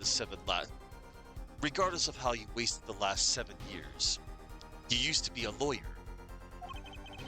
You know what a serious crime it is to conceal evidence. Oh, we can discuss the finer points of our legal system later. What's important now is that I've answered your question. What are you talking about? You wanted to know why the killer would have taken a card from the crime scene. And now I've told you. That one drop of blood would have been decisive evidence, you see. This is baseless conjecture. Baseless.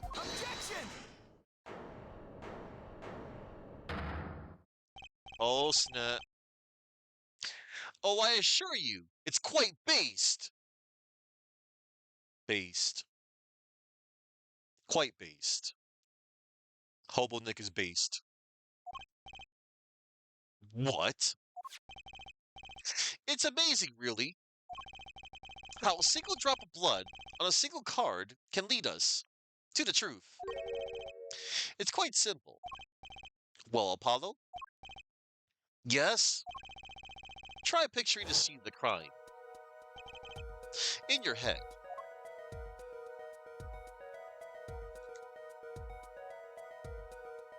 Uh,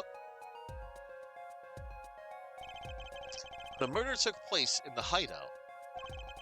The body of the luckless victim was found at the poker table.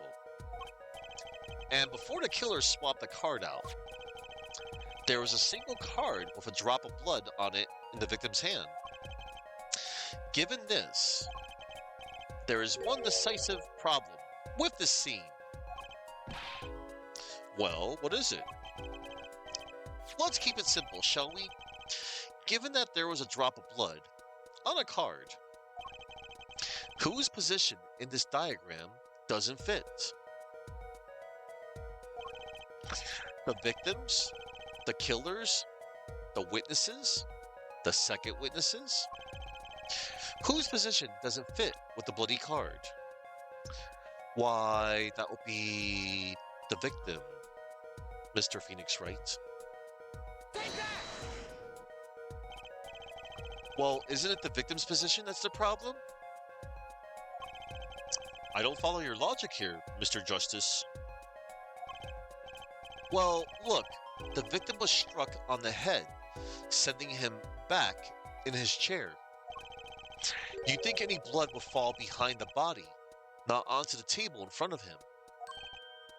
Ah. Take a look at the photo again. If he bled in this position, the blood would fall on the floor, not on the cards. Why, that's right. So what does this mean? Incidentally, we were sitting in swivel chairs. Swivel chairs? Oh man. Apollo, try turning the chair around. Like this.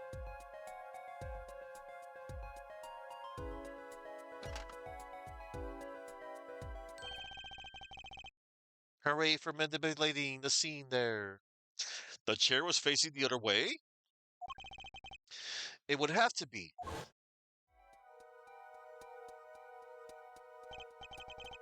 So we have to assume that at the time of the murder, the victim's chair was facing away from the table.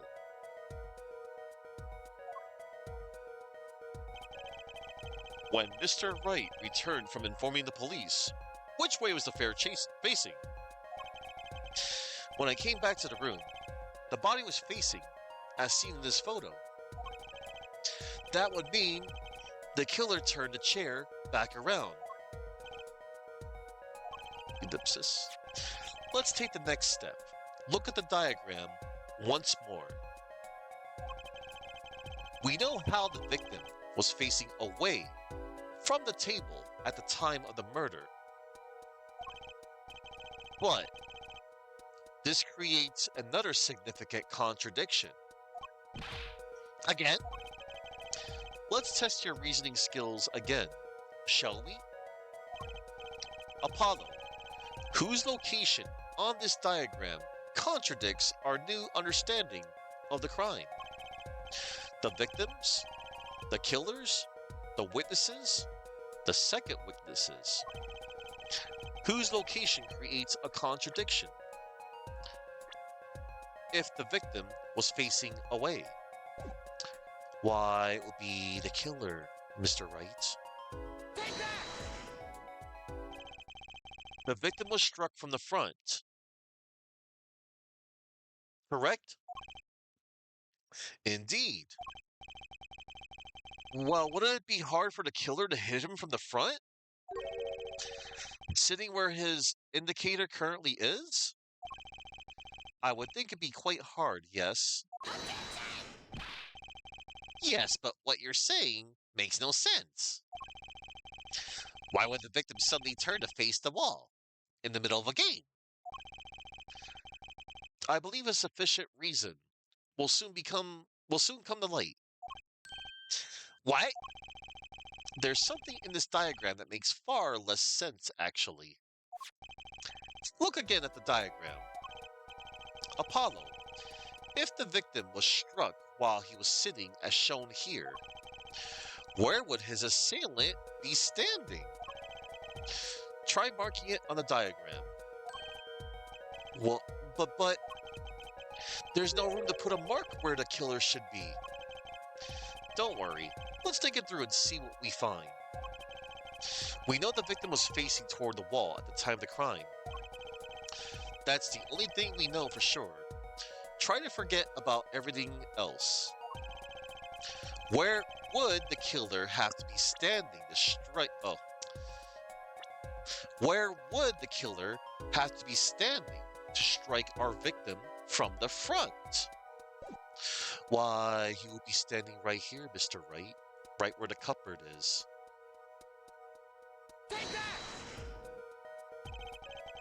The killer had to be standing, well, here.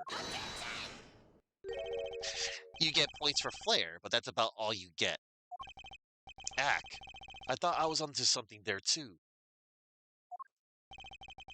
I hardly need to point out that standing there would be impossible. The victim is facing a solid cupboard. Or are you claiming the killer climbed the cupboard and hit him from above? It's simple logic, really. If this was the only place that the killer could have been standing, then that means that at the very moment of the crime. Wait, I know. At the moment of the crime, the cupboard wasn't there. What's this now? I mean, that's the only explanation, right, Mr. Gavin? Ellipsis. Your Honor, I have a suggestion for the defense. We should arrange to examine the cupboard in the hideout immediately. Bailiff, send a team to the crime scene immediately. Have them try to move the cupboard.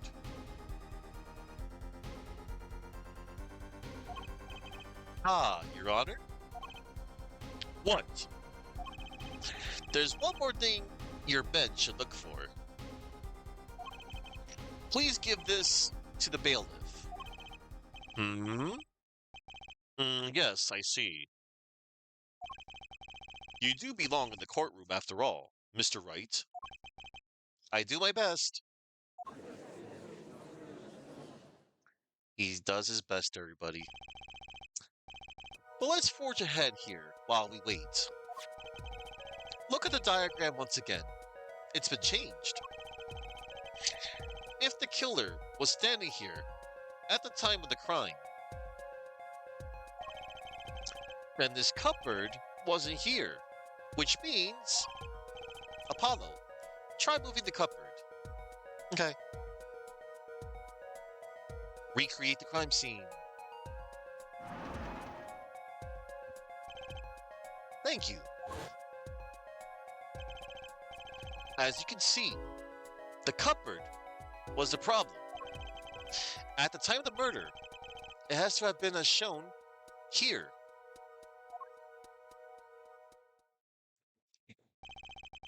Now, everything is in place to reconstruct the moment of the crime. Oh my. What's this? What is it now? Look at the diagram of the crime scene once more. It appears we found yet another contradiction. What I believe to be the final contradiction, in fact. Huh? Oh, dang. Notice something, Apollo? Our line of deduction is rapidly approaching its logical conclusion. Now then, Mr. Justice, please point to the new contradicting indicator. Is it the victim, the killer, the witness, the second witness? Which indicator in this diagram contradicts what we know about the crime?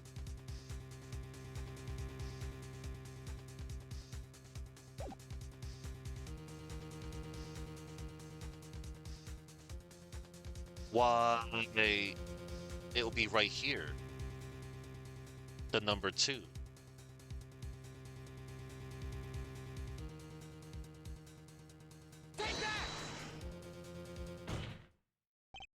About this cupboard.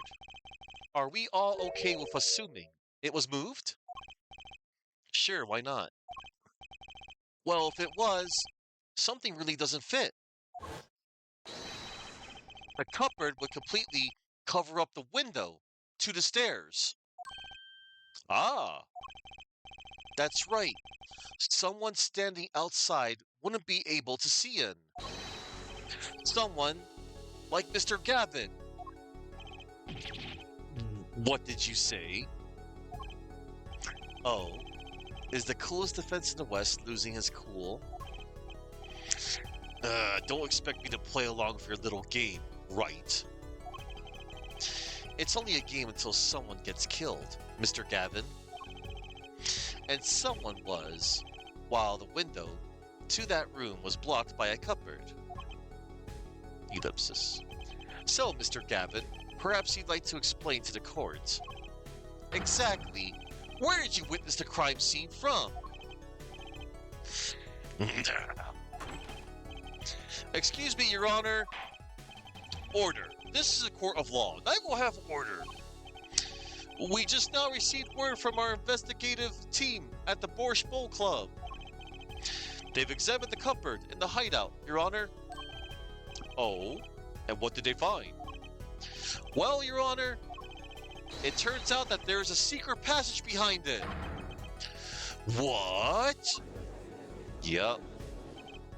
Ah, yes, I believe I mentioned something of the sort before. This is one of the tricks to the room many of our regulars know about. I do remember him saying something about that, now that he mentions it.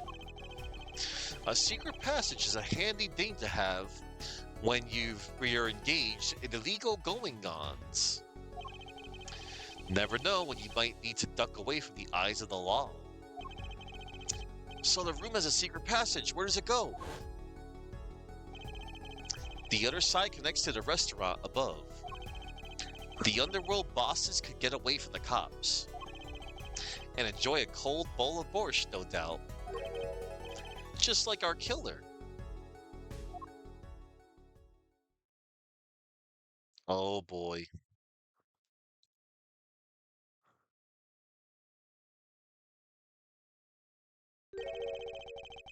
You see where our line of simple deductive reasoning has led us, Apollo. I see it, but I don't believe it. That girl wasn't kidding when she said I needed this trump card for the last hand. At the time of the murder, the window was blocked, and the victim's hat was only off his head for the few minutes between Mr. Smith's murder.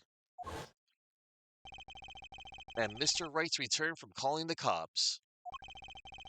In other words, the only place anyone could have seen the victim's bald head was from inside the hideout.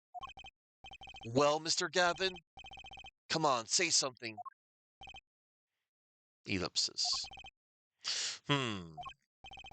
Dare I ask what really happened that night? Actually, I think we could probably figure it out ourselves at this point.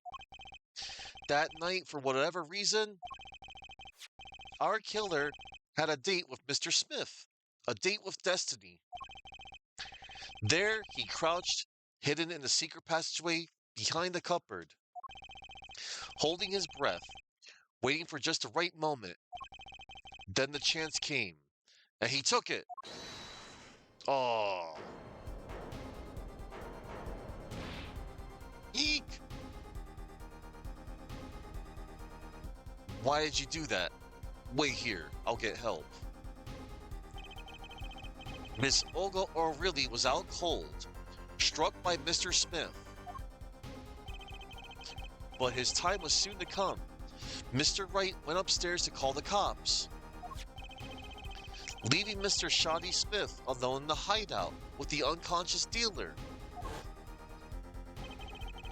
Then our killer stepped out from the secret passage and into the hideout. The victim must have heard the cupboard sliding inside. He wheeled his chair around to look and... After the deed was done, the criminal must have seen the blood on the card. He would have, of course, realized the need to destroy the evidence. That single spot of blood told the whole story of the crime. Too bad for him, he didn't linger any longer in the hideout that night. If he had, he might have noticed the cards on the floor. And the fact that they were all red.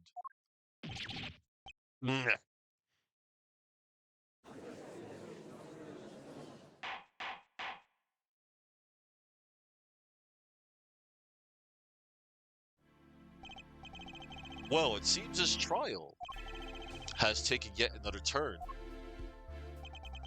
I'm truly sorry I had to see this day come, Mr. Gavin. Ellipsis. Mr. Gavin? Mr. Payne! Yeah? Yes, Your Honor. The prosecution will continue its investigation.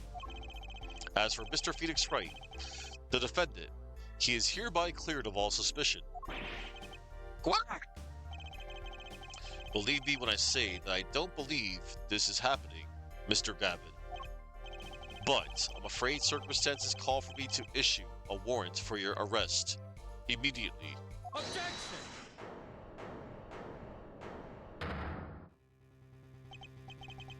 Oh, no need to apologize. I rather enjoyed myself.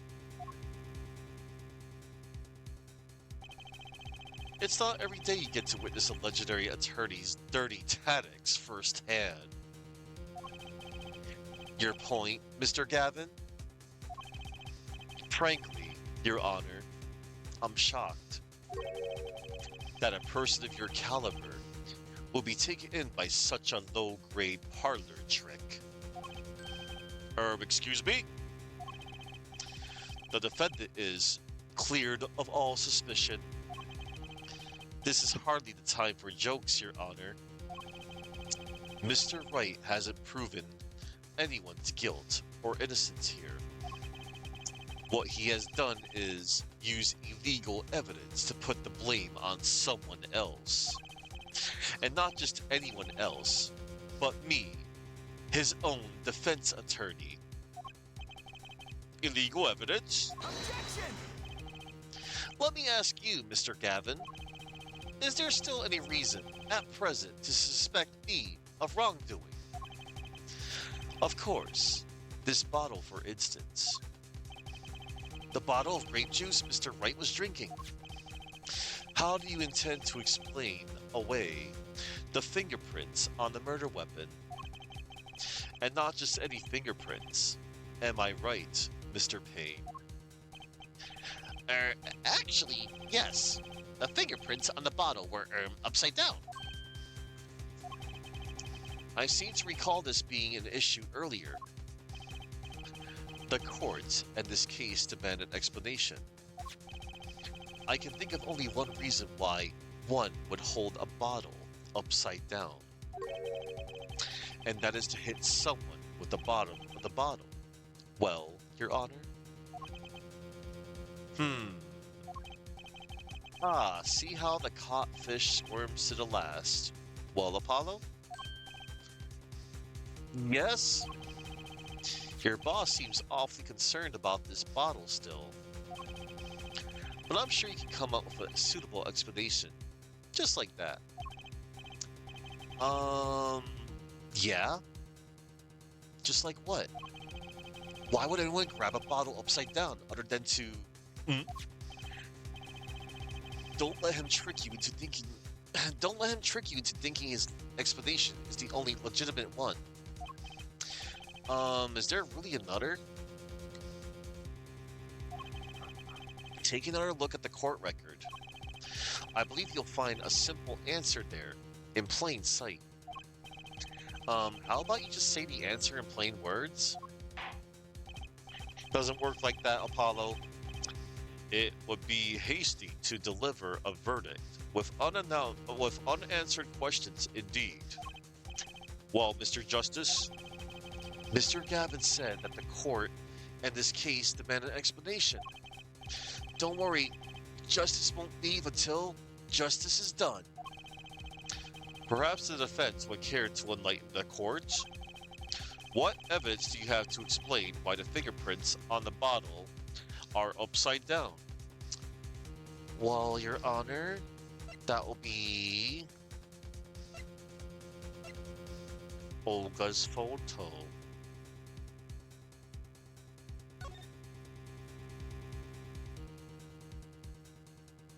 Dun dun dun.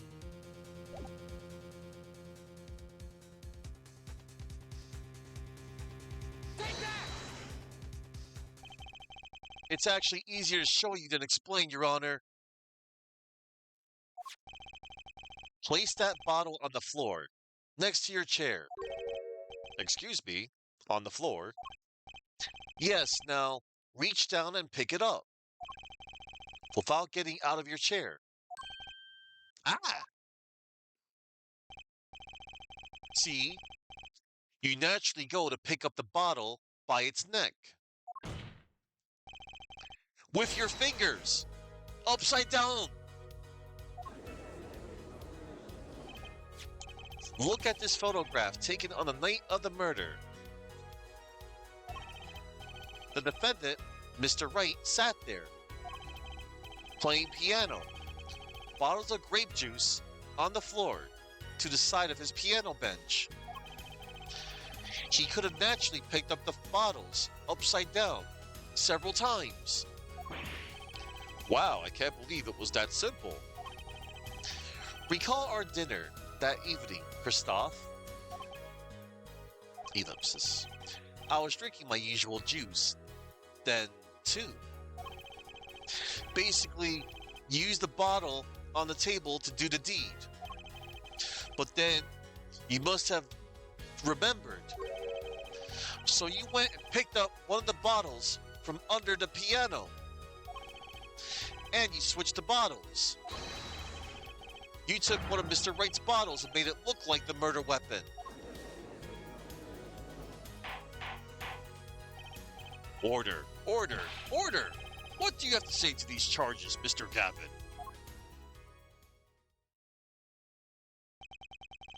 Fascinating.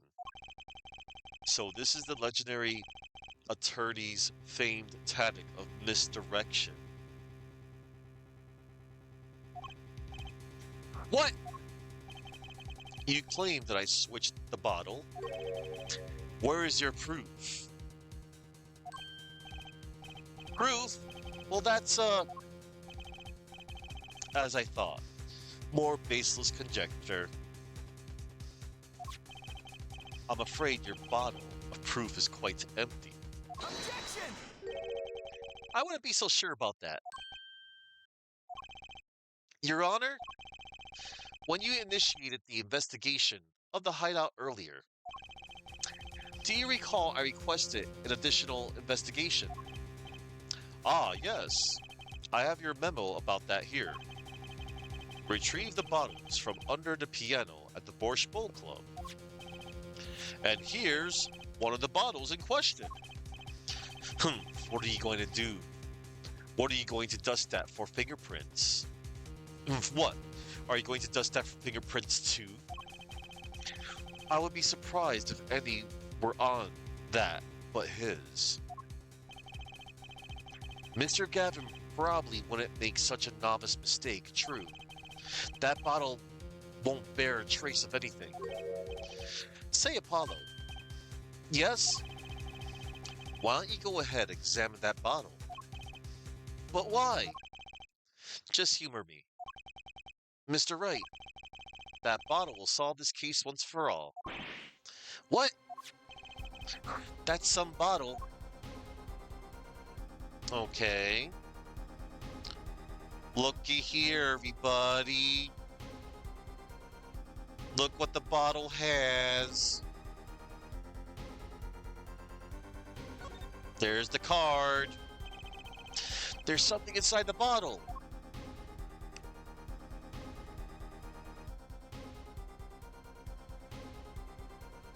Boom. What's this? That card. It can't be. Recall that unpleasant woman's testimony for a moment. Miss Olga O'Reilly? Yes, our little swindling Devachka. That night, I planted the card like I was supposed to. And Wright lost the last hand, just like he was supposed to. Then Smith searched him. But the planted card was gone. The trap failed. Wait, this isn't... You're telling me that this is the planted card you disposed of? The one you mentioned in this piece of testimony. I happened to put my hand in my pocket and found a card. Yes, I snuck a peek at it and found it was the Five of Hearts. I had a feeling something might happen, so I disposed of the card before the game. Disposed? Where? There was an empty bottle of grape juice I had been drinking right beside me. I threw the card inside the bottle.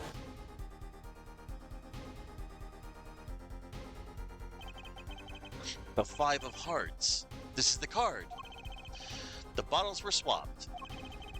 And the only one who could have done that was the fourth person in the club that night. You, Mr. Christoph Gavin! Uh-oh.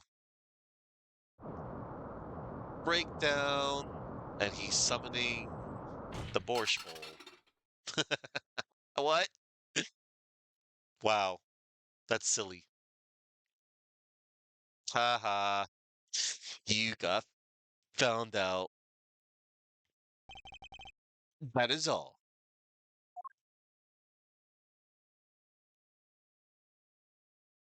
Yep, that's right, Chuck. That's how it happens. Is this your idea of revenge, Phoenix Wright? Revenge? Revenge for the events that took away your attorney's badge 7 years ago. Ellipsis. My past is like my logic, straight and true. Nothing's changed. All I did was point the finger of justice in the proper direction. Ellipsis. Fine. I'm glad we could have this little tete-a-tete, right? Tete-a-tete? Ellipsis. This is insane! What about me? Don't I get to prosecute anyone? No. You sit down, know your role, and shut your mouth. You don't get to do nothing, Payne. You suck! I'm sorry. That was mean. But it's true. He can never hold, he could never be as great as one Miles Edgeworth, Franziska von Karma, and Godot, and maybe Manfred von Karma, but he's Satan. But that's a different story. But anyway, Let's go on. I'm s- I believe this time we finally come to the end of our trial. Mr. Payne, do you have a report for us on Christophe Gavin? He's admitted everything. We're processing his arrest now. I see. Still, one has to wonder why he would do such a thing. He didn't even have a connection to the victim, did he? Not that we know of. Mr. Wright, have you anything to add? Ellipsis. I'm afraid I can't shed any more light on the matter. About this victim, Mr. Shawnee Smith. His occupation was listed as traveler. An odd profession to be sure, and that's all we know about him. I'll arrange a follow-up investigation, Your Honor. Good, Mr. Wright. Yes? 7 years, and you still haven't lost your touch. Christophe Gavin was a man with much significance for me, both as a friend and a lawyer. He was extremely talented, to be sure. I needed two things before I could confront him. The first was a place where no injustice would be tolerated, this courtroom. The second was a man who would tolerate no injustice. In other words, a defense attorney. You, Apollo. Me? This is a dark time for our legal system. A twisting of justice brought on by our very own initial trial system. We have to set it right. Mr. Wright, our work lies ahead of us, and I, for one, am looking forward to it. Well, this seems like a good time to announce a verdict. This court finds the defendant, Mr. Phoenix Wright, not guilty. Twice. Mia got him off the hook, and this rookie, Apollo Justice. Oh yeah, I forgot. Mia was a rookie too. Court is adjourned. Damn. Plot twist. How about that? Christophe Gavin, my mentor? He was the murderer? What the heck? April 20th, 4:28 p.m. District Court Defendant Lobby number 3.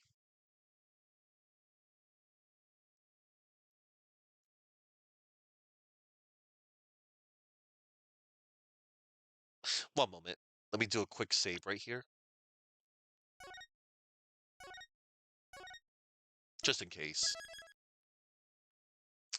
All right, proceeding.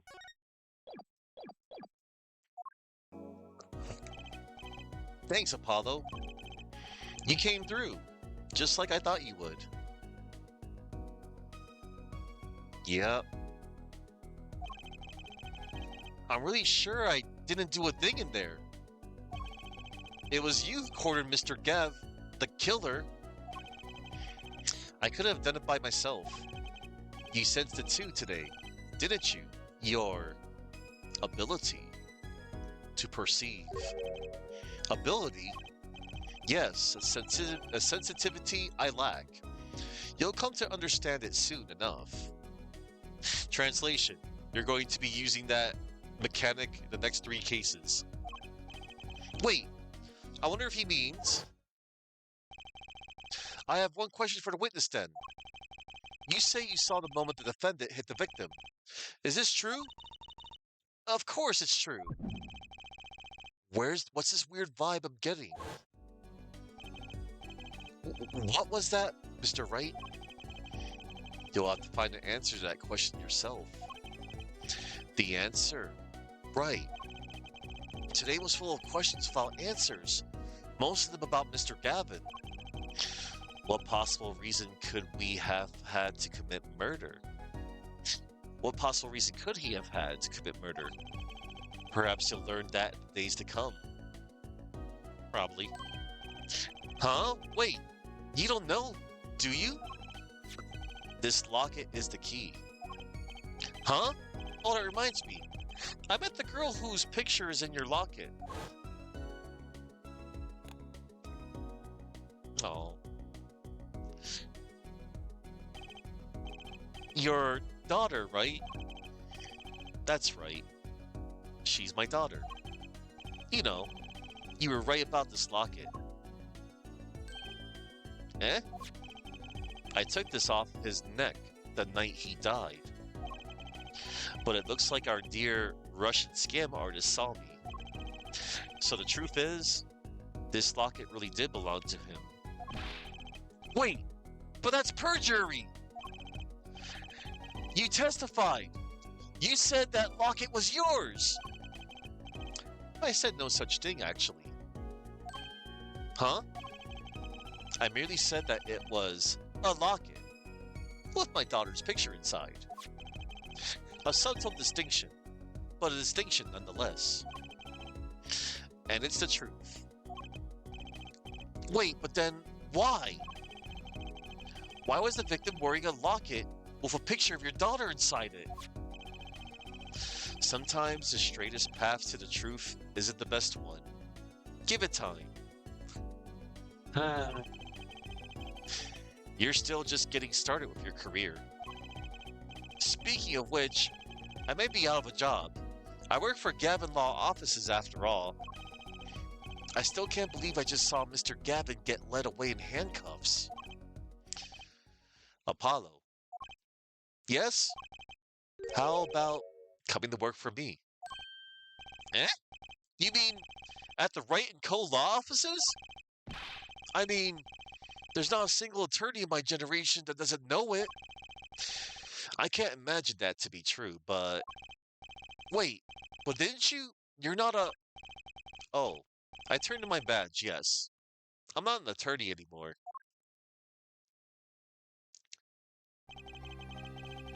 That incident 7 years ago. That legendary trial. And at the middle of it all was one man, Phoenix Wright. The case reached its sad conclusion, and he left law for good. Have you ever thought about coming back to the courts? Not qualified to stand in the court of law, I'm afraid. Didn't you notice in today's trial? There was a single piece of forged evidence.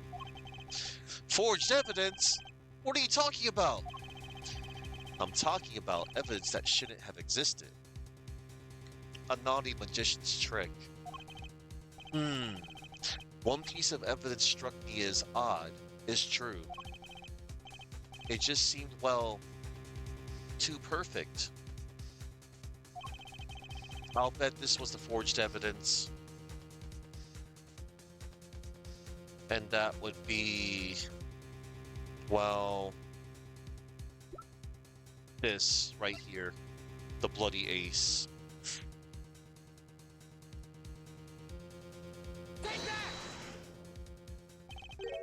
You mean this, don't you?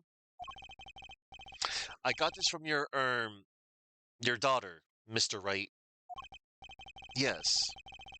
That card couldn't have been found at the crime scene. Why? Because the killer took it with him when he left, leaving the wrong card in its place. Luckily for us. The courts can't accept this evidence. It's a fraud. A fraud? How can you be so sure? I would think the only person who could claim it was a fraud would be the one who took the real card from the crime scene. The real killer. Ellipsis. My verdict was already handed down 7 years ago. Then, you really? Yes. I forged this card. One look at the crime scene should have told you it wasn't real. But you can't do something like that and call yourself an attorney? Who's calling themselves an attorney, Apollo? So it's true. The rumor is true. 7 years ago. None of that matters much now, does it? Ugh. Ah! Ellipsis. I punched him. Ellipsis. It's your story from here on out, Apollo. Perhaps I can help you turn the next page. My office's address? Drop in, if you like. Mr. Wright. Oh, about your uppercut? Try yelling, take that, next time. I find it packs a little more punch. And Apollo, thanks for today. I had a good time.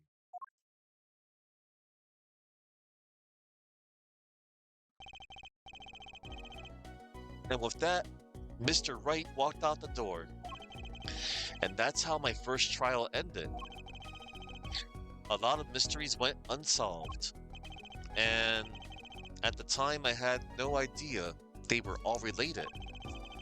Every mystery that day, connected by a single thread of logic. I'd find that out soon enough. My name is Apollo Justice, attorney at law, and this is how my story begins.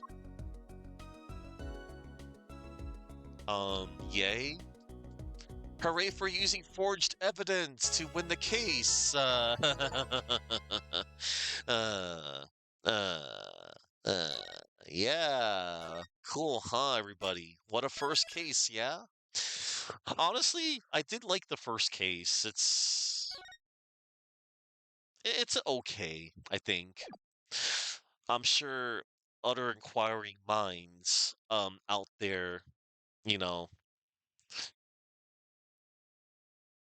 Let's return to the games menu since I just saved my progress because I'll be continuing the second case tomorrow. I think this was a good thing I did. As in, yeah, I was smart. I forgot, like I said it before. Each first case in every game gets longer than the previous first case. Yeah, that was insane. Yeah, how about that? How about that Chuck Hobo Nick? I know you say he doesn't look like a hobo, but it's what some of the fans call him. But yeah, that's gonna do it for me, everybody. That that will do it for today. I'm gonna be doing case 2 tomorrow. Very funny, Chuck. Very funny. Because there's a chance that maybe the second or third case might be close to it. Very funny. Very funny. Anywho, no, I wasn't gonna do 10 hours today. I'm glad I did it in under, at least under 6 hours. But yeah, so yeah, I'm gonna get out of here. I'm gonna find ourselves a raid target. Yeah, but oh, believe me, if I did like case 4 in a single day, that actually would take more than 10 hours. I'm not even joking. Okay, everybody, we're gonna find ourselves a raid target. Let's see who to go on out to. There's some nice people on today, I think. Interesting. Mm-hmm. Uh-huh. Oh, dear Lord. I spotted somebody playing Mega Man X6, a game that I did last week on Friday with Zero. I don't know if I want to subject you all to that. Oh, let's see. Someone's playing Shadow of Rome. Art. Art is nice. More art. Um, UFO 50. Oh, there's someone doing them retro achievements. Cute. Art. VR chat. Oh, someone's doing that Pokemon Pokopia. Hmm. All right. right, everybody. Let's see. I'm gonna go and read on out to. Oh, they're doing that game too, I see. Okay, everyone. Who to go on that to? I suppose.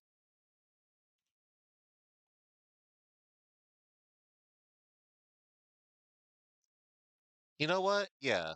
It isn't often that people do see this particular game. It's pretty underrated too. I feel, and I have seen it before. Like I've seen at least like two other streamers that have played this particular game, but I think it deserves more attention. And that game will be Shadow of Rome. To my understanding, I do remember how the story went, as in, like this is a Capcom game, and this was made by um, let me see. Yeah, that's right. Keiji Inafune and Yoshinori Ono were the producers. And yeah, Shadow of Rome, um, due to poor sales, instead of making a Shadow of Rome 2, they eventually turned it into Dead Rising. And while Dead Rising was somewhat successful, but I know a lot of people did like Shadow of Rome. It was pretty underrated. It's like an action adventure. It's got some stealth elements to it, and it all takes place in Rome. You know what they say? When in Rome, do whatever the Romans do or something. I don't know. This is Sparta. I don't know. Don't mind me, everybody. But anywho, we're gonna go head on out to Brave Birds. Yes. Brave Birds is going to be playing Shadow of Rome. So hopefully, and this guy's cool. I like this guy, Brave Birds. He's so nice. Like he's got a nice PNG tuber and his voice is so nice and he's nice. He's very entertaining. He plays good games. He plays a nice variety of games. I see a lot like of Sonic stuff he does, and he also recently took down Mother 3 in like one like he streamed it twice. Like he streamed the first half apparently, and he finished it all in a single stream the other day. That was insane. I would like to play that one day too, eventually. But I also want to do Mother 1 first, the first one, Earthbound Beginnings. But anywho, everybody, I have people to thank. It's a short list, but hey, better than no list, right? Right. All right, everybody. I'd like to thank the following. I'd like to thank Chuckman, Wildcard. Thank you for stopping on by. Runabout Vidya. Um, I'm just scrolling down. Catman Meows. Sir Boom. Yeah, it's everybody. Thank you to the five of you. And to everybody else out there that's lurking, thank you for lurking. Man, I wonder. I don't know. Like I said, I wonder if, like, I don't know. I'm not too worried. It's just, man, I wonder if people there just don't really like Apollo Justice that much. I mean, like I said, it's a very divisive entry to the series. Like, I understand, like, if people out there like already know about it and don't want to revisit half of these cases, I understand. But for those out there that, I know at least some of you are invested. Like Chuck, I know you're invested. But yeah, everybody, we're just gonna get on out of here. And I'll be doing the entirety of Case 2 tomorrow. I don't know how long that's gonna be, but I'm gonna do it. Okay, everybody, let me see. Let's go on out to hang on. Where's that Ace Attorney OST?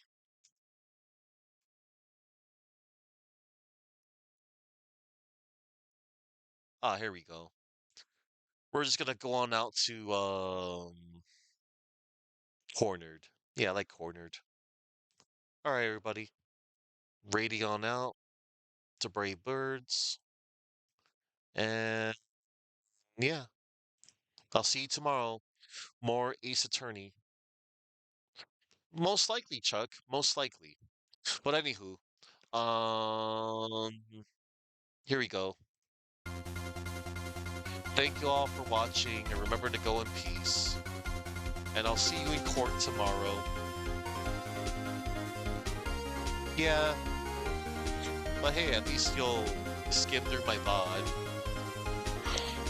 catch up to it, if anything, or have me on in the background.